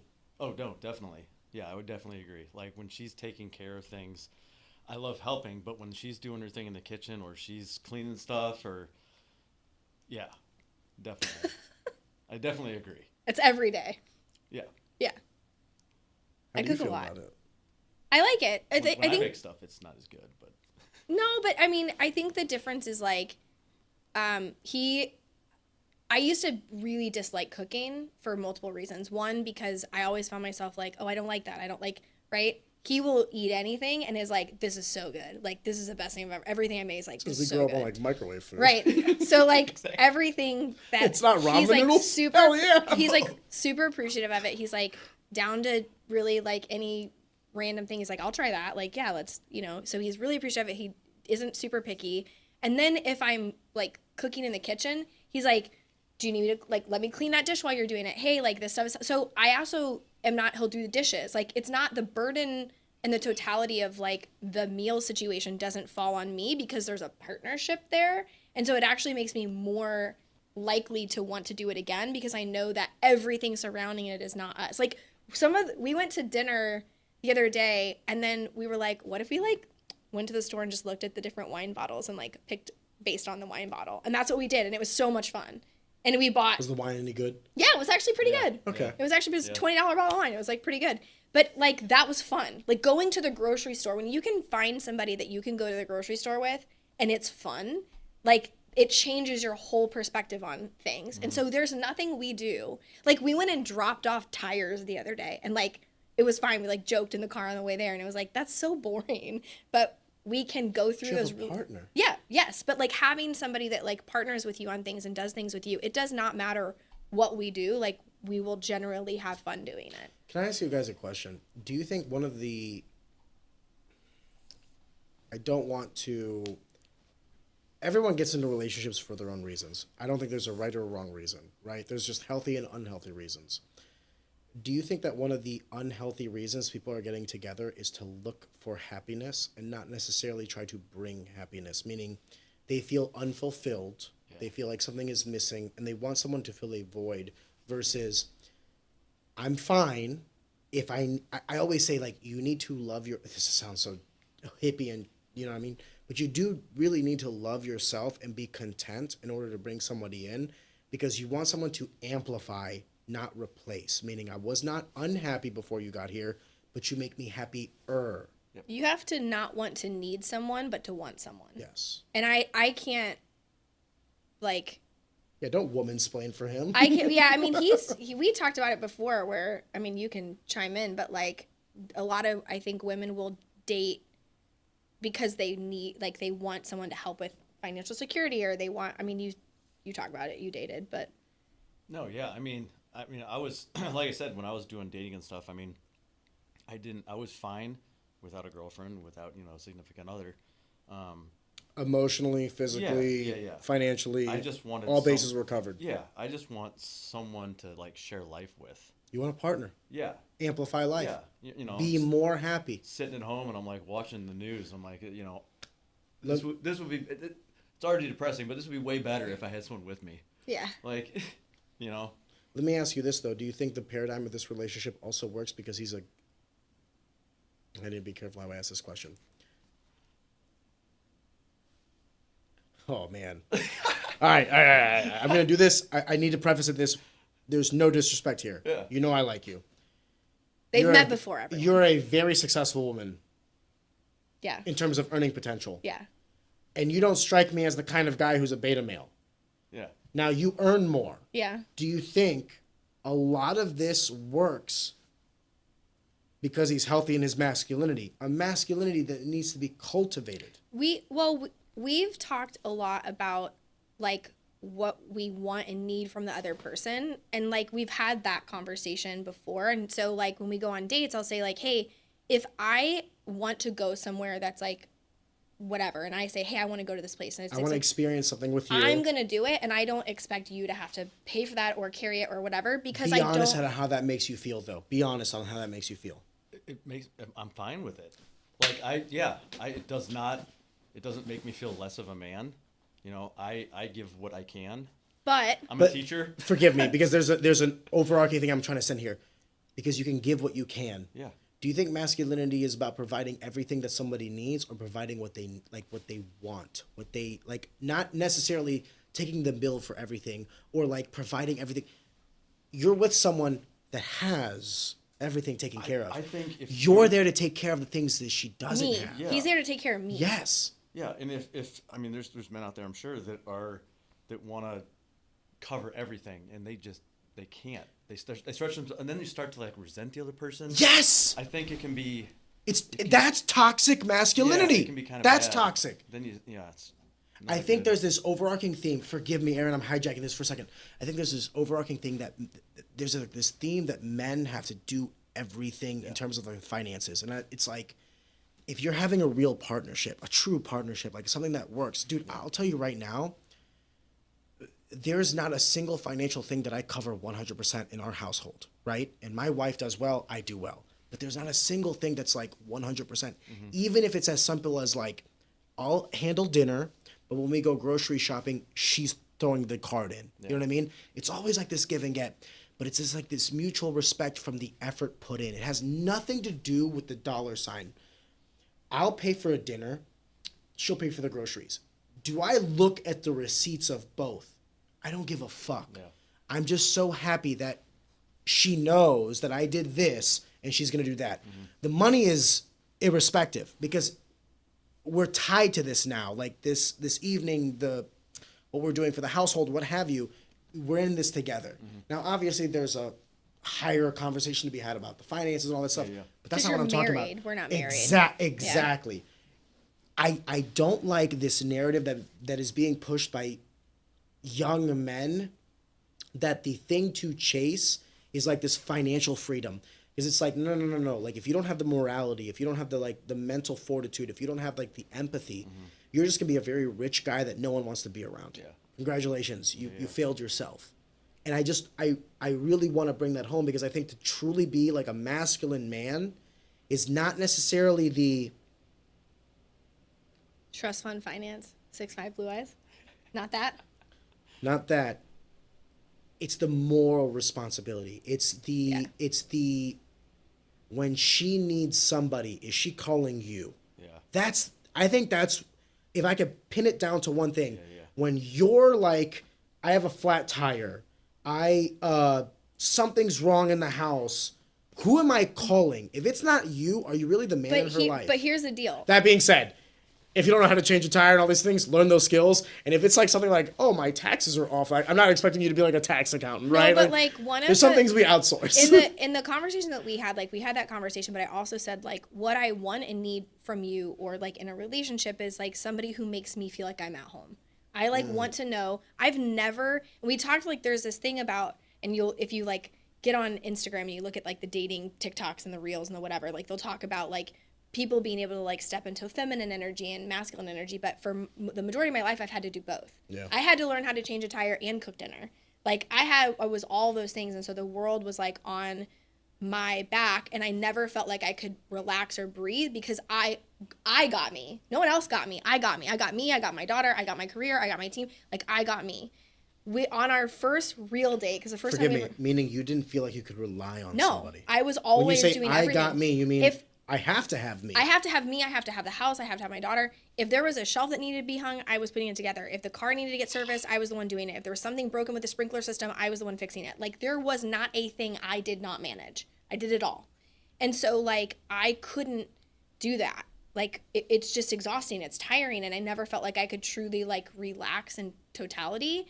Like one of our first dates, he came over and helped build my IKEA furniture. Like I had to put like an entertainment, he like did that. You dog. Marathon. On our actual first date, we took my car and we drove to dinner. And as we're going to dinner, he's like, hey, one of your tires, the trim or the tread or whatever is like worn out. And like, I just don't feel good about you driving if it's going to start getting snowy. And I was like, my dick's getting hard. Okay. Check out my car on the way out of here, please. I've never had anyone like be like, you dog. One, I like noticed that your tires were getting low on tread, and two, like I don't feel safe with you driving on these low tread tires. He's like, I'll look into some tires for you, and I was like, start to finish, okay, Daddy, yes. Okay, but like.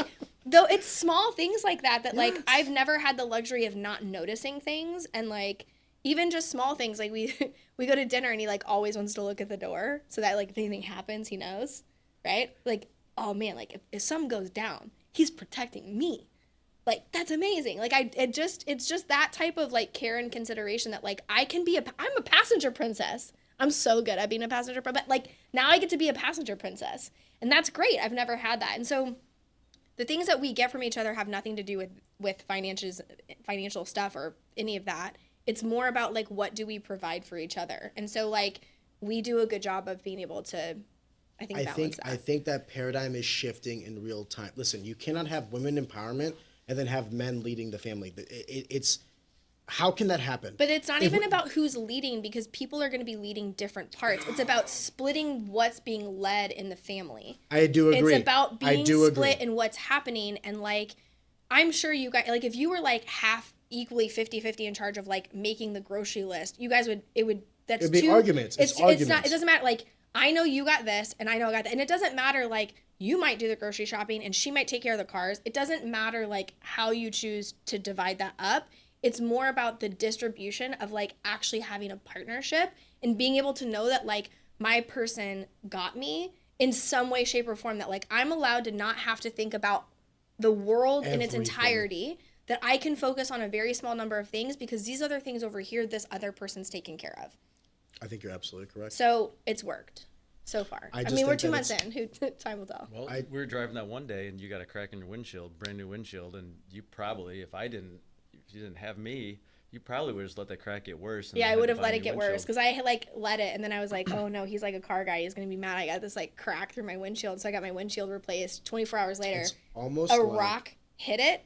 And I was like, he was in the car, and he was like, oh my God. And he was like, we're going to go to the store, we're going to get a windshield repair kit, and I'm going to fix it. And I was like, you can do that? Instead of letting the crack spread? Yeah, I was like, you can do that? And he goes, yeah, you can do that. Do you still have that kit? Yeah. I think we do. Yeah, we do. It's at my house. But, like, so it's just... Stop by. Let's just say... It's like an epoxy. This one's hitting close to home. So it's just... On the way here. Fun fact. It's just stuff like that. And it, like... Can I circle back to how we met? Yes, please. Great. So the thing that was interesting about, like, what stood out, because I mean, I was talking to multiple people at one time, right? Because that's like how the apps go, right? I guess, I don't know. And so with him, I didn't swipe. There's like this thing where you can circumvent having to swipe, and for girls for free, like 3 times a day or 5 times a day, you can comment. And if you comment, it like automatically goes to their inbox. It says like and they don't have to pay for it. Like, it'll just say she commented on a thing. And so on his, like, one of the questions, they have like these leading questions, like, what you should know about me is blank. My ideal first date is blank. And you fill it in. One of the questions is my personal hell. And he replied, he like put that as one of his questions, his profile. And it just said this. So I was like, that's funny. Like, it's funny. And he's like got some funny photos. I could tell that he was a teacher. And so I really liked that public service. Like, I think being a public servant is a very valuable thing to do. Like, I had been a teacher at one point in my career, and so I was like, okay, that's like something we can bond over. Yeah.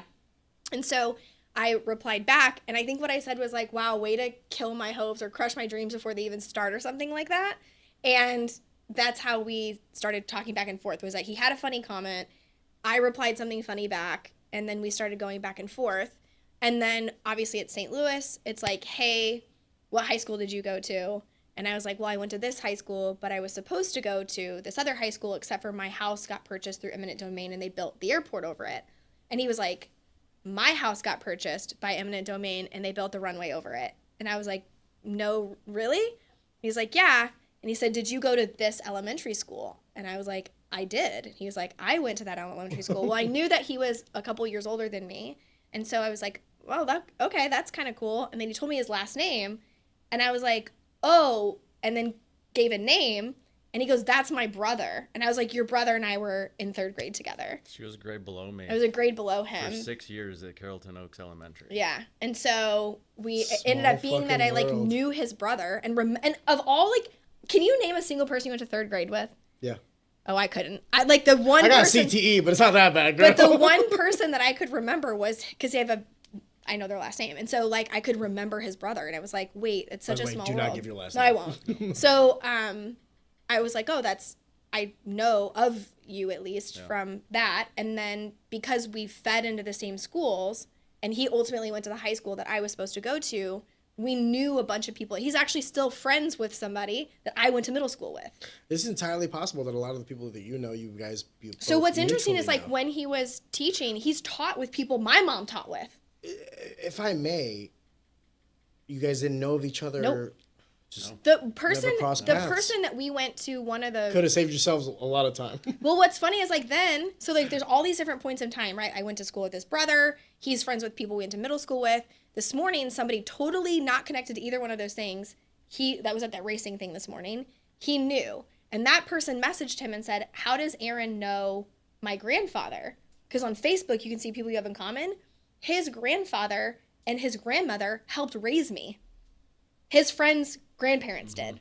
So, like, we have all of these people who were, like, 1 degree separated in all of these, like, areas of our life. Religion, school, work, Like all of these things, we've always been just like one faction so apart. Insane. And so when he said, like, that's what got me to give him my phone number. Because as soon as I was like, and as soon as I knew his name, I like immediately went to Facebook and I was like, let me look. And I could Criminal see background check. well, and I knew he was a teacher. Social security number. I knew he was a teacher, so I was Credit like, score. he's a teacher, so I was like, I know he has to have a criminal background check because he's a teacher, and I was like, so that's a check. She's not wrong. She's not wrong. I felt way safer, and then knowing that we knew people in common, we grew up in the same area. He asked for my phone number pretty quick. It was like maybe within an hour, and I was like, I gave it to him because we had all these things in common. Man on a mission. And then so then we talked on the phone for like an hour. And that was when I was like, oh, by the way, I have to let you go. I'm packing. I leave tomorrow for Europe. And he was like, well, how long are you going to be gone for? And I was like, 2 weeks. He was like, are you kidding me? And I was like, sorry, dude. And so he said, can I call you later? Can I call you later tonight? And I said, sure, give me some time. You want to call me later tonight? That's fine. So you call it like 9 o'clock. So we were talking, how's your day? Blah, blah, blah. What time are you going to go to bed? How is your flight? And I said, well, I'm going to try to stay up late because I don't want to sleep because I want to sleep on the overnight flight for Europe. He goes, what time? And I said, about 2. And he goes, all right, we're in this together. And I was like, you are not going to stay on the phone with me until 2 a.m. And he did. And we stayed on the phone for 5 hours and talked to each other for 5 hours that whole night. And then I was like, look at that. He's like, such a gentleman. And then the next day, he was like, call me when you get to your, connecting airport. I said, okay. And then he said, do you mind if I get your flight number just so I can like make sure, because you're going to arrive in Europe by yourself. I just want to make sure that your plane gets there okay. And I was like, what a gentleman. And so we talked every day in Europe. Every day he was like checking in, like, how's your whatever. It'd be like 3 o'clock my time. It was like 3 o'clock his time, like 9 or 10 o'clock in Europe. And the girl that I went with like went to bed early. And so she would go to bed early. I would say, hey, we're in the hotel for the night. Do you want to talk? And we'd talk for an hour every night on the phone. He like one day she was sick and he knew that when I drove, she was like manning my phone. And so he was like, hey, Erin said you didn't feel well yesterday. How are you feeling? So, like, he won the best friend over, like, right away. Like, just won her over. Something must be said about experience. There's a wisdom to it. He's just also a very empathetic person. But, like, yeah, we talked every day. I don't think it's a facade. I think it's real.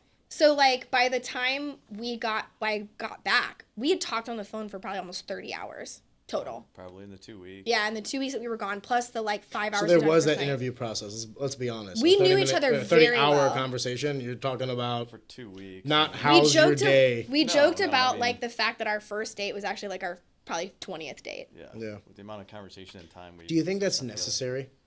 Like what we did? No, that's definitely an anomaly. Like. That's why I say it's necessary because that's how I did it with my wife. When me and my wife started talking, we already knew each other from like middle school and high school. Yeah. So I was like, I took the romance completely out of it. I was like, here's what I want. This is what I can offer. Yeah. These are my intentions. This is my 5-10-year time horizon. What do you think? So you went at it. We didn't. Like, we didn't do that. Slide the resume over in front of her. I feel like that's kind of the we didn't do that. Well, it's not wrong. Well, here's the thing. I just didn't want to waste anybody's time. Yeah. And this was the first person I met in a long time where I was like, oh.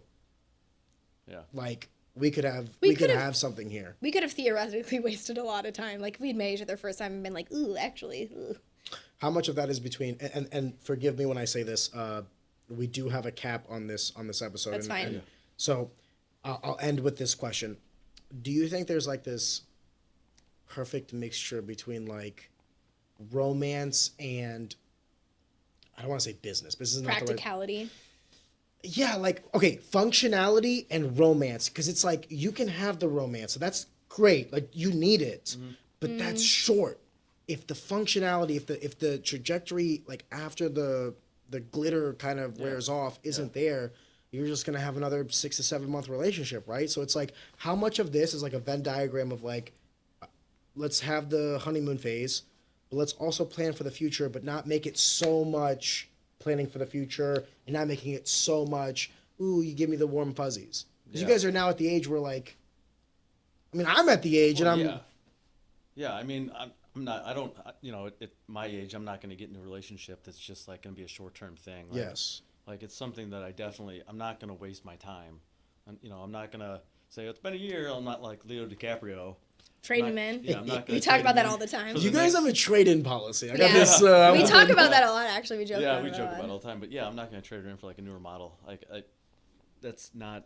the route. I think we try to balance like, hey, I'm not like, so when do you want to get married? Like we don't talk about that, but we will say like, okay, so let's assume one day we have to live. Do you both want to get married? I would get married. I mean, I do. Yeah. You do? Yeah.